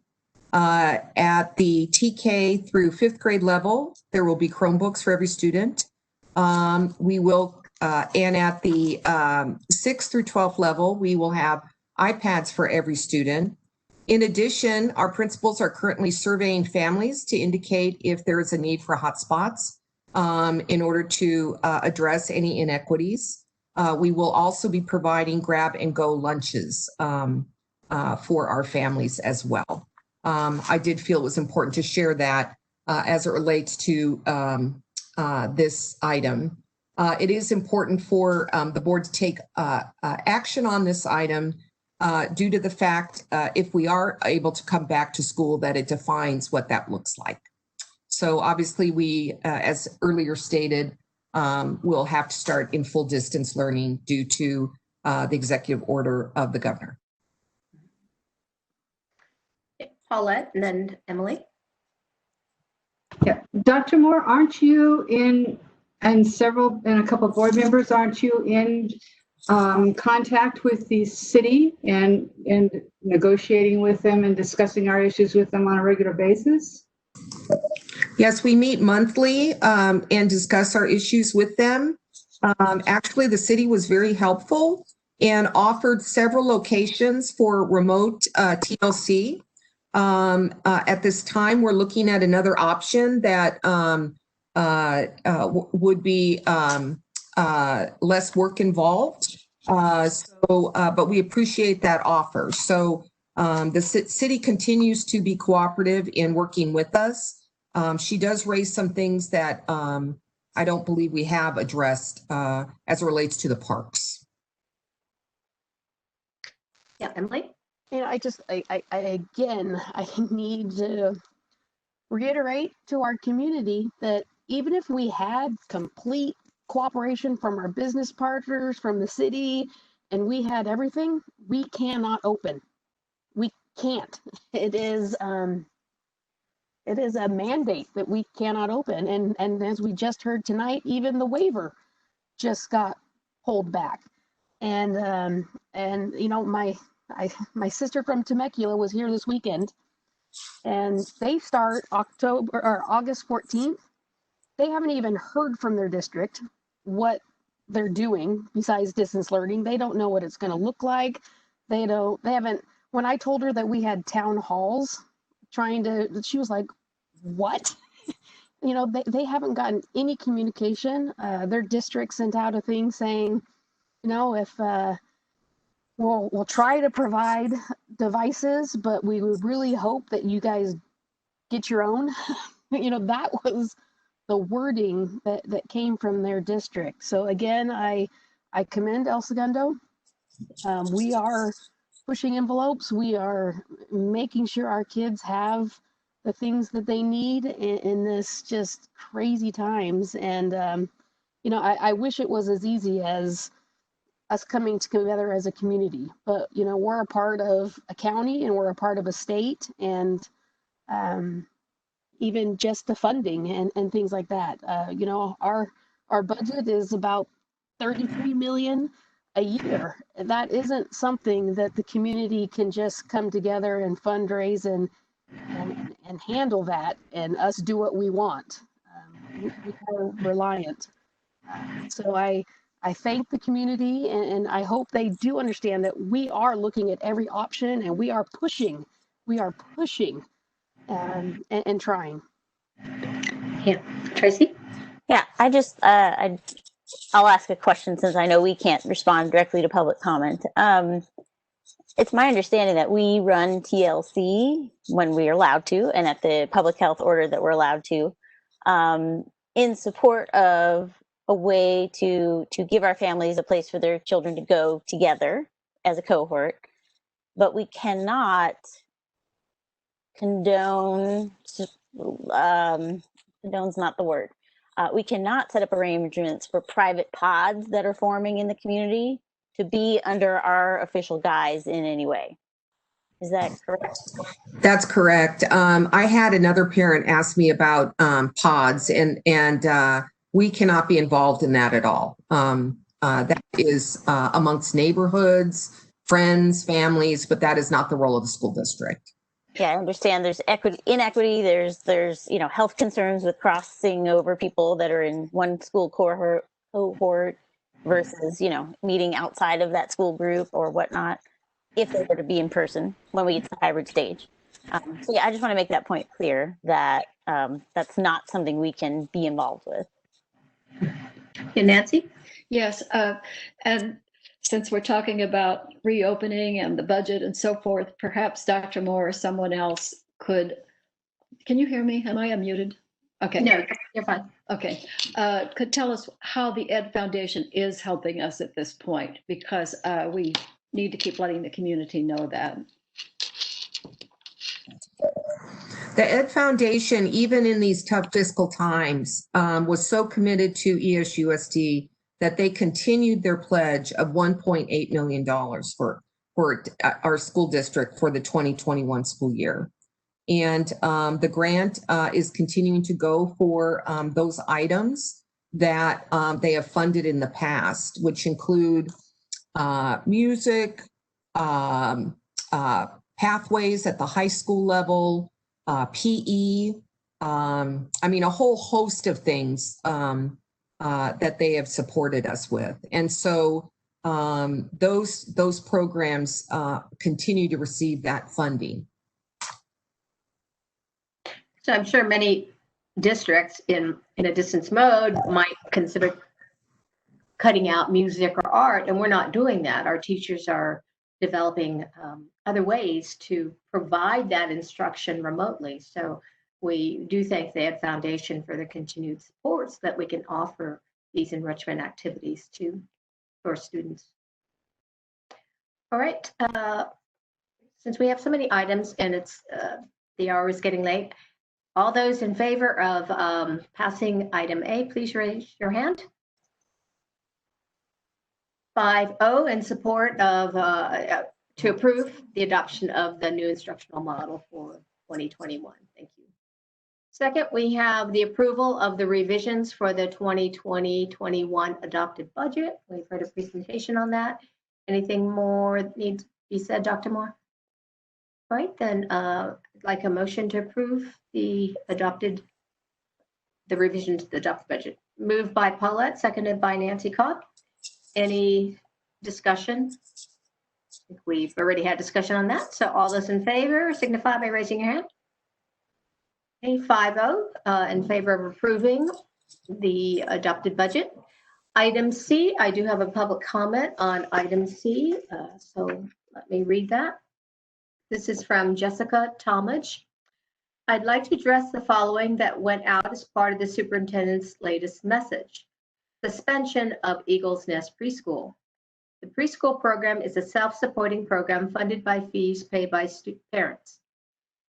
Virtual instruction is not age appropriate for preschool-aged children. When the preschool is physically closed for reasons related to COVID-19, we are unable to collect the fees necessary to fund the program. Consequently, we are recommending suspension of the preschool program to the Board of Education for the 2020-2021 school year. This decision may be revisited if a full relief of the pandemic is realized. In addition, we are recommending an expansion of TLC full-day childcare services to be offered for 3- and 4-year-old students for a fee to interested families. A letter explaining this scenario has already been sent to families already enrolled in the Eagles Nest program. My question is this: why is preschool, or elementary school for that matter, unsafe while having a large group of children in an all-day daycare is considered safe? If you're offering all-day childcare, why can't ESUSD just open the darn schools? What's the difference? Is this solely because the governor has not explicitly said daycares must close while he did prohibit schools opening? Makes zero sense. Thank you, Jessica Talmadge.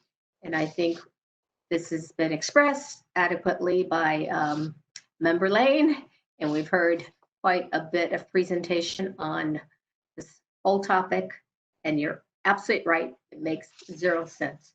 But let's have a motion for item C, and then we can discuss further if necessary. Moved by Emily Lane, seconded by Nancy Cobb. Any further discussion about suspension of Eagles Nest Preschool? I think Ms. Guadalupe can explain that and how we are changing to a childcare format. Okay, then all those in favor of suspending operations of the Eagles Nest Preschool program for 2020-2021, please signify by raising your right hand. 5-0 to approve item C. Moving on to item D, which is the resolution regarding the layoff of classified personnel. And I read off the names of those individuals who submitted public comment, and the board has received those public comments to review. So why don't we start by a motion to approve this resolution, and then we can have discussion.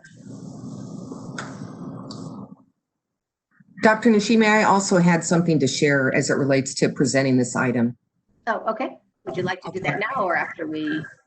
Whatever your preference would be. Why don't we move and then we can have discussion and comments. So moved by Emily Lane, seconded by Tracy Miller-Zarnicki. Okay, and then we'll have discussion starting with Dr. Moore. Yes, it's really with a heavy heart that I bring this resolution to lay off classified personnel this evening. And the COVID-19 pandemic has really caused a tremendous disruption to public education. So at this time, our students are required to virtually learn, as we've shared. Programming has certain restrictions, so we can't have any athletics or conditioning going on at the schools. We have significant budget deferrals that are going to result in a loss of $7 million on our books as of June 30 of 2021. So any one of these issues is extremely serious on its own. So as and we're known, and we pride ourselves to be a school district that we provide high quality instructional programming. So in this environment, though, it's necessary for us to really take a look and reassess and reevaluate staffing district-wide if this is the fate that we are, and cards that we are dealt, so to speak. So we're recommending classified staffing reductions based on lack of work and lack of funds. And it really gets down to the premise that if students are not present physically in the school, that it is apparent that certain specific positions are unable to perform the primary functions of their job in a purposeful manner as intended. The nature of classified service is based on well-defined list of job duties. So thus, it limits the district's flexibility to ask a classified employee to help out in another area, to say, oh, Tracy, you're working over here, and could you help and just like answer the phone over here or do this? But if it's not in their identified primary functions of their job, that's working out of classification, and we're not permitted to do that. So we have some real issues as it relates to flexibility and trying to just make it work with folks. We have to keep them in their classification. It's also important to note that when schools closed in the spring, that the district retained all the employees at that time, and we listened very carefully, and we observed, and we learned quickly that certain student support needs required in a virtual learning environment are different than in person or face-to-face learning setting. So with students attending school virtually, things like student supervision positions are on this list because we don't need a playground supervisor to supervise students at a school when they're not there. So things like that can be reevaluated when the time comes when we're back to a hybrid model. In addition, I'd like to point out that the Performing Arts Center is non-operational during this period of closure and is not collecting facility revenue and rentals. So this resolution also indicates the director of theater is also, which is a classified management position is also listed on this. So it's our intent to open school on August 26th. The school district is going to assess our student needs, and specifically our special education student needs, or our students who have a need for reading support or math support.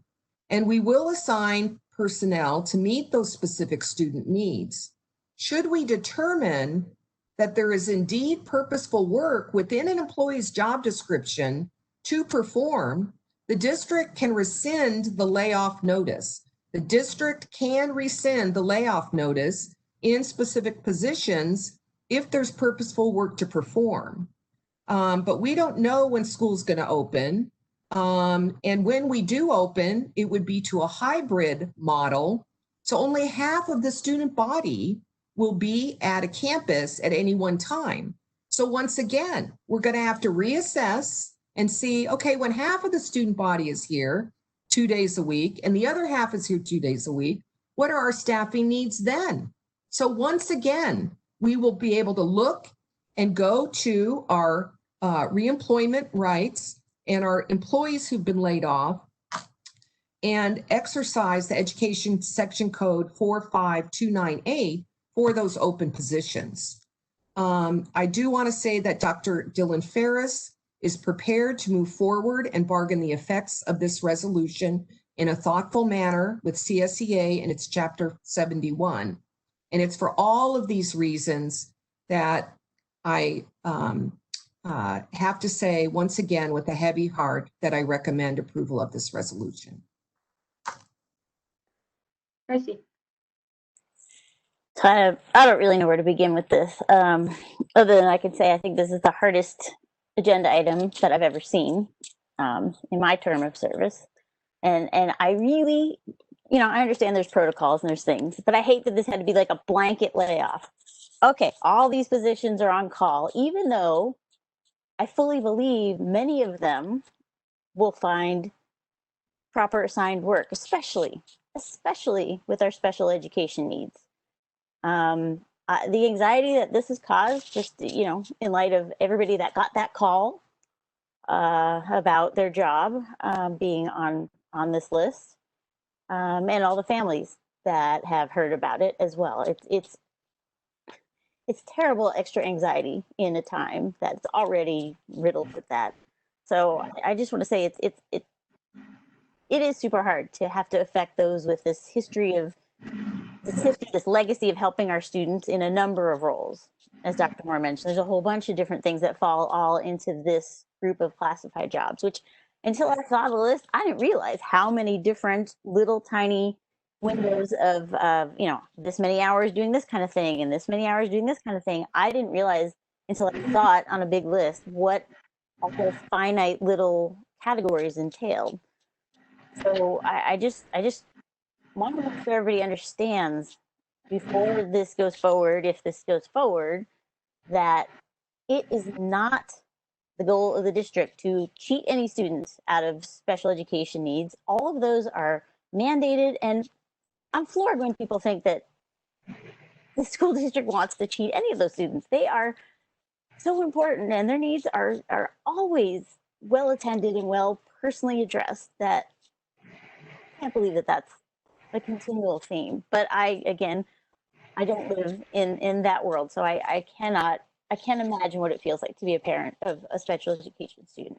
But I know that everyone that I see that works with those students is so thoughtful and so careful. And I know they're not all going to be let go. That is not what's going to happen here. But because we know that virtual needs are different than physical needs, if you cannot be with your assigned student for a physical day, what you have to do with them is going to be very different. And so I appreciate that we'll have 40 some days of school or 30 some days of school, that we can figure all that out and rescind any layoffs that are part of this blanket once we realize what students need, what support, and we match those people up and make sure it works. So I hate the thought of setting out, carrying on without this carefully curated team. Like, it's been a long time developing and finding all these folks, and I hope we can figure out ways to make their time with us and with our students work moving forward in this completely unknown way of schooling. So that's my perspective on it. So I don't know if that helps or hurts, but that's all the things I'm trying to process. Emily and then Nancy. This is the unfortunate part that a lot of people don't understand, that being on the school board is sometimes about running a business. And there's some really hard financial decisions that need to be made. But as Tracy kind of said, and in our closed session, one of the cabinet members made a comment that really I think we need to focus on is needs drive the service. This district is very much about needs drive the service. We are not about just the money. And so unfortunately, there's some contractual things that we have to do to put ourselves in a good business spot. And these notices is one of those things. So we cannot just terminate someone tomorrow. And I think the community needs to understand that. We have to give 60 days notice. And so we are making a business move right now to start that 60 days. But as Tracy just said, we are fully committed to making sure the needs drive the service. And so in that 60 days, if things aren't what we think, or there is more need than we saw, we will make sure that those needs are fulfilled. I can guarantee you every member of this board will make sure that those things are done. But, I keep saying education is just going to look different during COVID. And not just for our special needs students, for our regular students. And there's going to be shifting, and we've got to figure out what that looks like. And as board members, we are obligated to be the best stewards of these public funds. And as much as I love our classified and in all kinds of staff that this is going to affect, I cannot in good conscience pay someone to do less work the same amount. And so this is a nationwide thing. The unemployment rates across the nation, because COVID is affecting. This isn't something that we want to do. This isn't something we're just doing in a bubble. But before COVID is going to make more financial things, we've got to be smart and relook at what education means. But I am dedicated, and all of us are dedicated to make sure that if what we vote tonight, if anything has to change, we will do that. We are all about special meetings right now. We just meet and meet and meet to make sure we are doing the right things in the right time frames. So I please everyone know we are not cutting special education. We are just looking at what the new framework and the new things look like and making the pay fit the hours. Nancy? I want to add on to some of the things that Emily just said. First of all, I don't start by thinking of it as running a business. I really don't. I have owned a business. I ran a business for many years, but I really want to look first at the health and safety of our students. And second, I want to look at academic achievement. And we do have only a certain amount of money to spend. However, we did balance that budget that we just approved, not on the backs of these cuts. So the cuts that we are deliberating about are apart from our ability to balance that budget, which means that all of those people who are so afraid that we're going to cut the special ed budget in half, we're not. We're absolutely not. However, we want to focus again to really figure out in this new format, how do we stay student-centered and find out what those students need and figure out what services we can provide. And we will have the money to do that. And it could be that a lot of the people who are in those positions right now will, in fact, be the people who provide those services that we need. So I want to stop and thank all of the parents who wrote letters, those parents who told us what worked, and those parents who told us what didn't work, because that's going to help us figure out how to help your children going forward. And I also think, since I've been the parent while my two grandchildren have been going through online, both during school and for summer camp sessions, I really think we're going to have a lot of other aid help that we're going to need that we don't even know about yet, because this format is so different from anything that we've done before.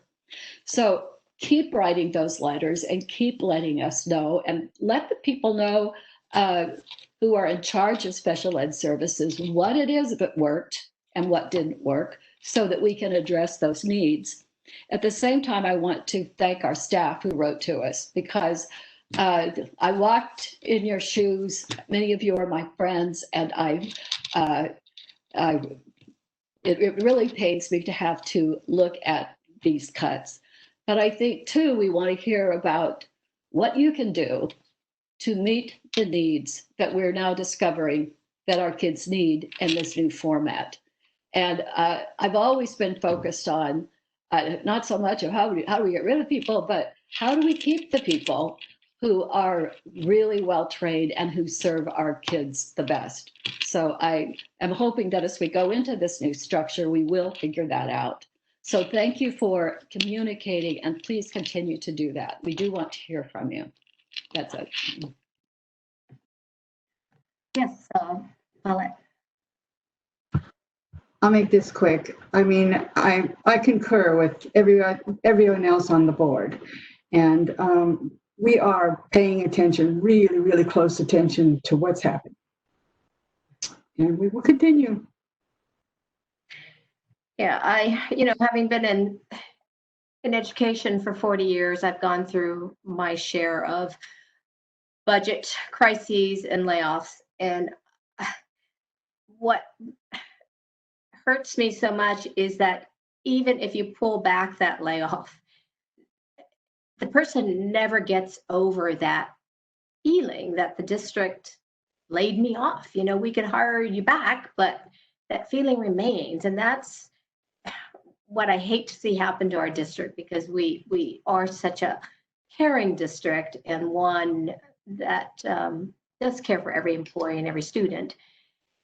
But it's been said, this is unprecedented. We've never been in a pandemic before. We've never had this kind of impact to our economy and to our budget before.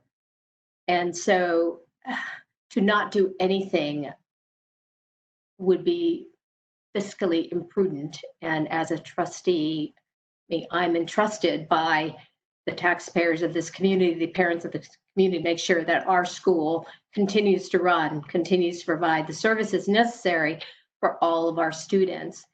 And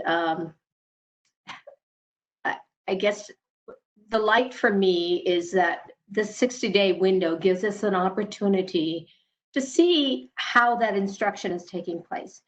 Because distance ed this fall is not going to look like the spring. If it is, please let me know and complain. It should not look like what it looked like in the spring. And so because we don't know what it's going to look like, we don't know how we're going to utilize all of our aides to assist in that learning process. So it gives us that 60-day window to evaluate that and to determine what positions we must have to support our students. So please be aware that we have to make this decision tonight, but it's not over tonight. It's just a process by which we can then evaluate how we're going to serve our students and make sure that we pair the right kinds of services to the students' needs. So I know this isn't a position any of us want to be in, but it's our responsibility as elected officials to make the hard decisions. And our superintendent is held accountable for implementing the things that we act upon and give us her best recommendation. And so at this point, if there's no further discussion, I'm going to ask you to make the difficult decision that you must. And I ask for your vote to approve this resolution, as onerous as it may be to all of us. So all those in favor of approving the resolution regarding the layoff of classified personnel, please signify by raising your right hand. Thank you. 5-0 in support of item D. Thank you. Next, item E is the approval ratification of reinstatement of TLC director position to 12 months. Dr. Moore? Yes, this is an example of an employee who was laid off earlier, and we have reassessed our needs and determined that we are restarting TLC. So this is a good example of how uncertain these times are and how we had to give notice before, and we were able to do that. So this actually is a happy action, and I hope it can serve as hope to those that were disheartened by the previous action. Thank you. So may I have a motion to approve this reinstatement of the TLC director position? Moved by Tracy Miller-Zarnicki and seconded by Nancy Cobb. I don't even think we need to discuss this. No. All those in favor signify by raising your right hand. Okay, 5-0 in support of item E. Item F is approval of the proposed fee schedule for the Learning Connection for 2020-21 school year. We've heard a presentation on this. I don't think we need any more information. So may I have a motion to approve the fee schedule. Moved by Paulette Caudell and seconded by Nancy Cobb. Any discussion? All those in favor, raise your right hand. 5-0 in favor of item F.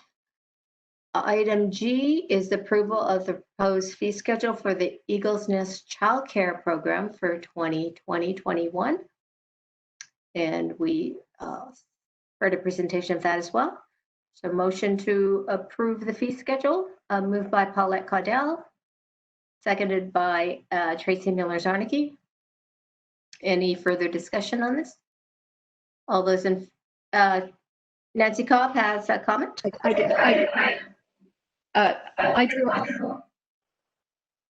I do understand the parent concern about fees for both Eagles Nest and Learning Connection. And at this point, we don't have it in our budget to subsidize students who are on free and reduced lunch, for example.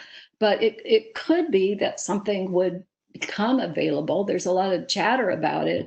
And I would just ask that that we would keep our eye on those possibilities, that if anything does become available, to be sure to let our public know about it. Yeah. That's it. Mm-hmm. Thank you. Right, all those in favor of the fee schedule for Eagles Nest Childcare signify by raising your right hand. I've got, okay, Paulette's back, so 5-0 to approve. Next, we have item H, which is approval of amendment to the memorandum of understanding between the City of El Segundo and ESUSD Library Services. Yes, this is another example of a major issue that we've been dealt with. We've had a long tradition of library services and partnership with our city. And our librarians are actually city employees, and our library collection is part of the public library as well. Our students actually have an opportunity to request books that are in the public library. So due to the pandemic, it became extremely clear that we need to reimagine library services. And it was an absolute delight working with Scott Mitnick and Melissa McCollum, the director of the library for the City of El Segundo. And we were able to reduce the library services, but it would be services that we can do in a virtual setting. And so Director McCollum gave a clear letter to outline what that would look like, so the board and the public could have an idea. And I'm just very thankful for our partnership with the city. And this is another example of having to reimagine something from scratch that has never had to be done before. So thank you to the City of El Segundo, and I recommend. Right. Motion to approve by Tracy Miller-Zarnicki, seconded by Paulette Caudell. Any discussion on this MOU with the city regarding the library services? All right, then all those in favor signify by raising your right hand. 5-0 in support of this MOU. We thank the city and the library services for this. Next is the item I, approval of the job description for the Director of Race, Equity, Inclusion, and Distance Learning for K-8. And I do have 5 public comments on this item, so I will read them. First one is from Poonam Leonard. The recommendation to have Dr. Alice Lee as our Director of Race, Equity, and Inclusion and Distance Learning K-8 couldn't be more appreciated. She is a phenomenal administrator, and we are so blessed to have her lead us in this sensitive yet absolutely necessary topic. Dr. Lee inspires us to dive deep and continuously grow as educators. Thank you for all you do, Dr. Lee. With gratitude, Poonam Leonard, Instructional Coach, CSS and RSS. Next is from Amanda Touchton. My name is Amanda Touchton, and I have 2 students attending the ESUSD this fall. I thank you for the creation of the Director of Equity, Diversity, and Inclusion position. I understand the district faces difficult financial challenges because of the current national emergency. In the coming years, I would hope that this position could expand to be a full-time position and one that would be K-12 and support all the students in ESUSD. Thank you, Amanda. Next comment is from John McCaver. Dear School Board, thank you for taking a significant step forward in making ESUSD a safer and better place for BIPOC and LGBTQ+ students by creating a Director of Race, Equity, and Inclusion for grades K-8. These are formative years where education and topics like these will be invaluable to students as they grow and develop, and will combat the ignorant and sometimes hostile behavior exhibited by some students toward their minority peers. Please understand that the work is not done. Kids come into their identity more in their high school years, which is why an equivalent position must exist at the high school level, especially since bullying is more severe in high school. Minority students need to be assured that there is an advocate in the halls for them, whose job is dedicated to supporting them and educating those who are not well informed on issues of diversity. John McCaver. Jeanette Davis writes, it's time to right the wrongs that have been and work for a better future for our young people. And Jeanette Davis is a resident of El Segundo.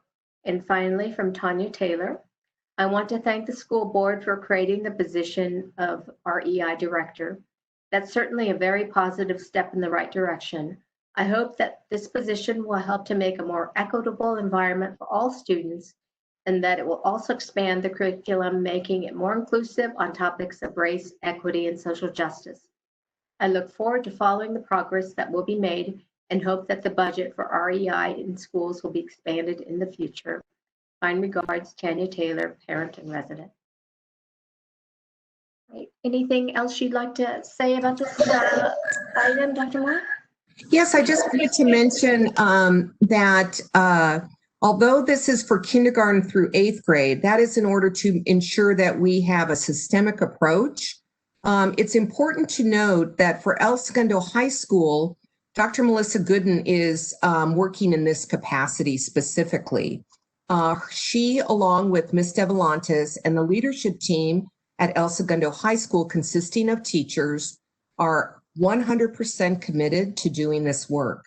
So at our August 25th board meeting, Dr. Gooden and Ms. Devolantes will be present to provide the update to the Board of Education regarding what will be occurring at El Segundo High School. So as the board approved the goals for the future, you'll be hearing a report from the high school about what actionable steps they will be taking in this area. And then a little later in the fall, we'll be having Dr. Alice Lee present what's happening at the K-8 level, because I know this is a big priority item.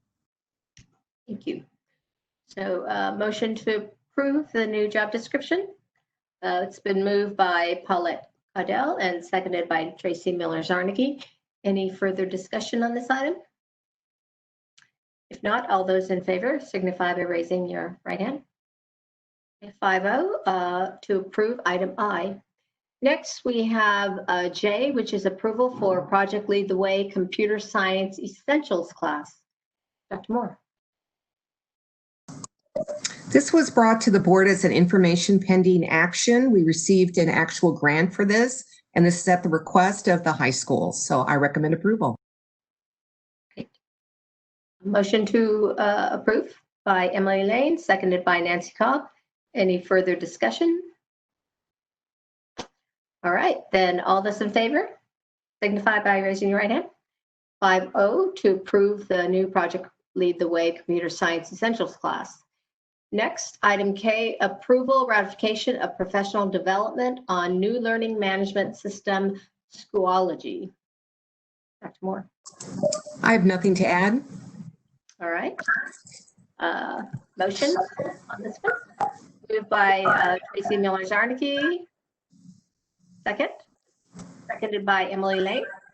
Any further discussion on this new learning management system?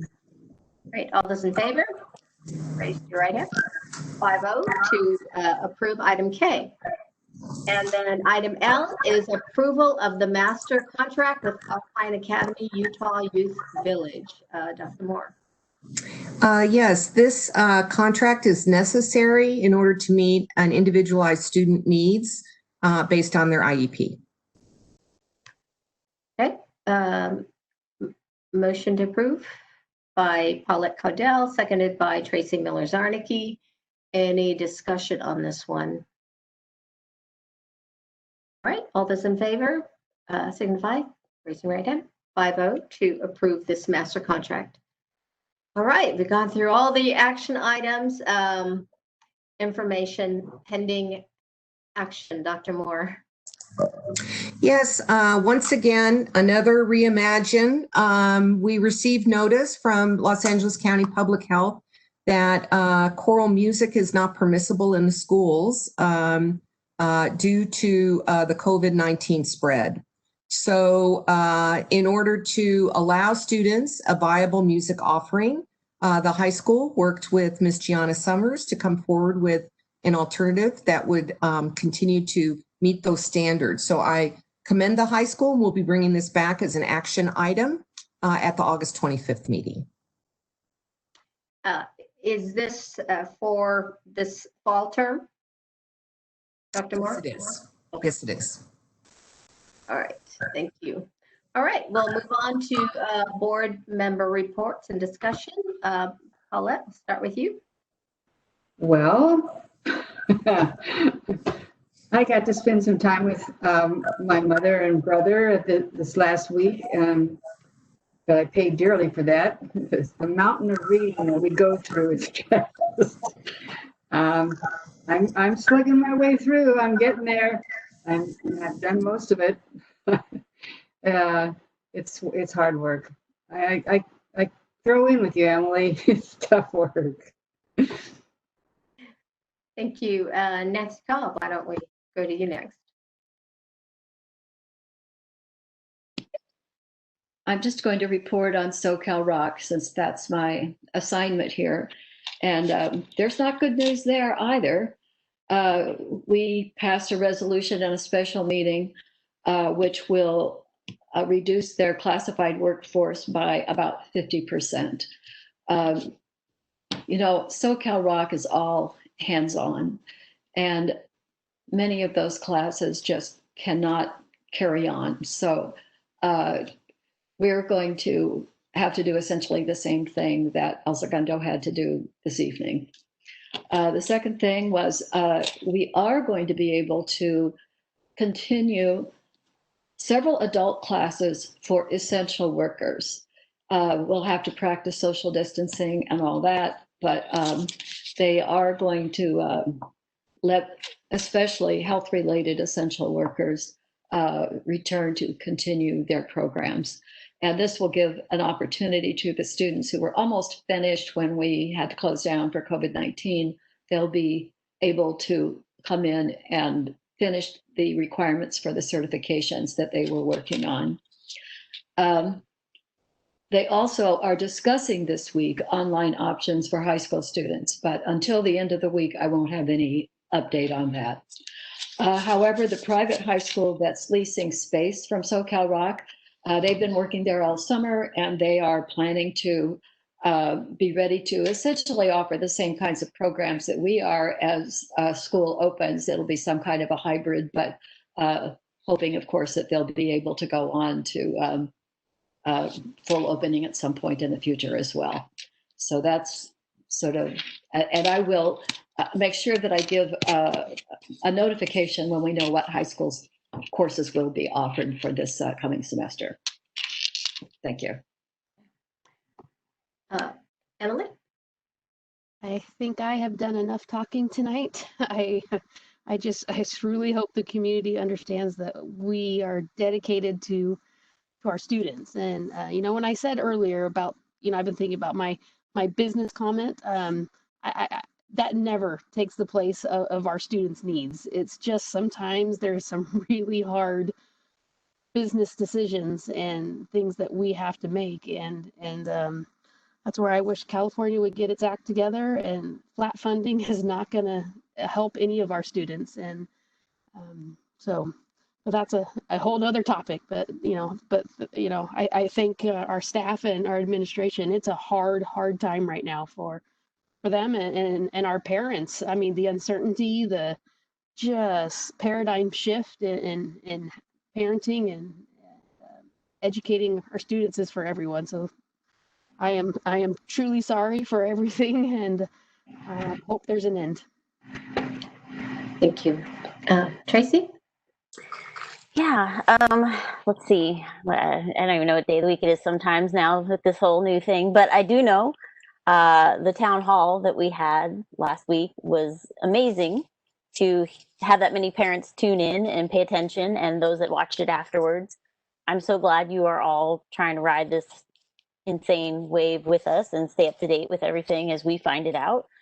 And we'll continue to do those if need be. I mean, we will continue. I'm grateful that Dr. Moore is so ambitious in her letter writing as well to try to push out information to everyone as it comes in. So please stay in touch with us that way, everybody. Listening to one of the Department of Public Health calls was fascinating to hear more science and more numbers than we ever hear really directly without being interpreted by this media or that media. And I'll continue to tune into all that so that my brain is up to date with all that information. I just want to say thank you to everyone who's reached out personally, be you a parent, a staff member, a neighbor who just wants to know what's going on. I am happy to have those conversations, whether it's on the phone, in the grocery store, walking my dog, whatever. Having all that community conversation is very helpful to all of us. So writing public comments and talking to us in person is very helpful. So please keep communicating. I also attended a PTA council meeting. We don't often do those in the summer, but I'm grateful that our PTA leadership is engaged with keeping up with everything that's happening and wanting to know how they can fit into this puzzle of what new school is going to look like. So thank you, everybody in PTA, for staying on board with all this and figuring it out with us as we go. That's it. Thank you. I want to thank everyone who took the time to submit a public comment, and we do appreciate just how difficult this time is. And we want you to know that we're listening, and we'll continue to listen. And I hope those of you who've submitted public comments in the past recognize that some of the steps we've taken are in response to some of the things that you commented about, like the expansion of the TLC for full-time childcare, the new director of race, equity, inclusion. I mean, and these are all things that have come up and that the public has expressed concern. So we are listening, and we're wanting to respond and do what we can to make sure that the needs of our parents and our students are met. So thank you, and we ask you to continue. We thank you for those of you who are tuning in to our town halls and our meetings, at least in a virtual format. We have more participation than we ever did, which is great. So thank you for wanting to be informed. And I'll turn it over to Dr. Moore. Yes, just want to thank the board. I know this is a really tough decision this evening and a lot of heavy issues that we're having to deal with. I just am so grateful for the time, the commitment. You take my calls even on a weekend. And I'm just very grateful for your listening, for your taking in all the information, for your commitment at this very extraordinary time. I know it doesn't feel like it, but we really do care about our employees, and we're very sorry at this time. Thank you. Thank you, Dr. Moore. We all share your sentiment, definitely. Well, it is 7:23 and one of our longer board meetings. We're going to go ahead and adjourn, and we will come back on the 25th, our regular scheduled board meeting. So we'll see you back when school reopens. 3 weeks, right? For school? Yeah. All right. Good night, everybody.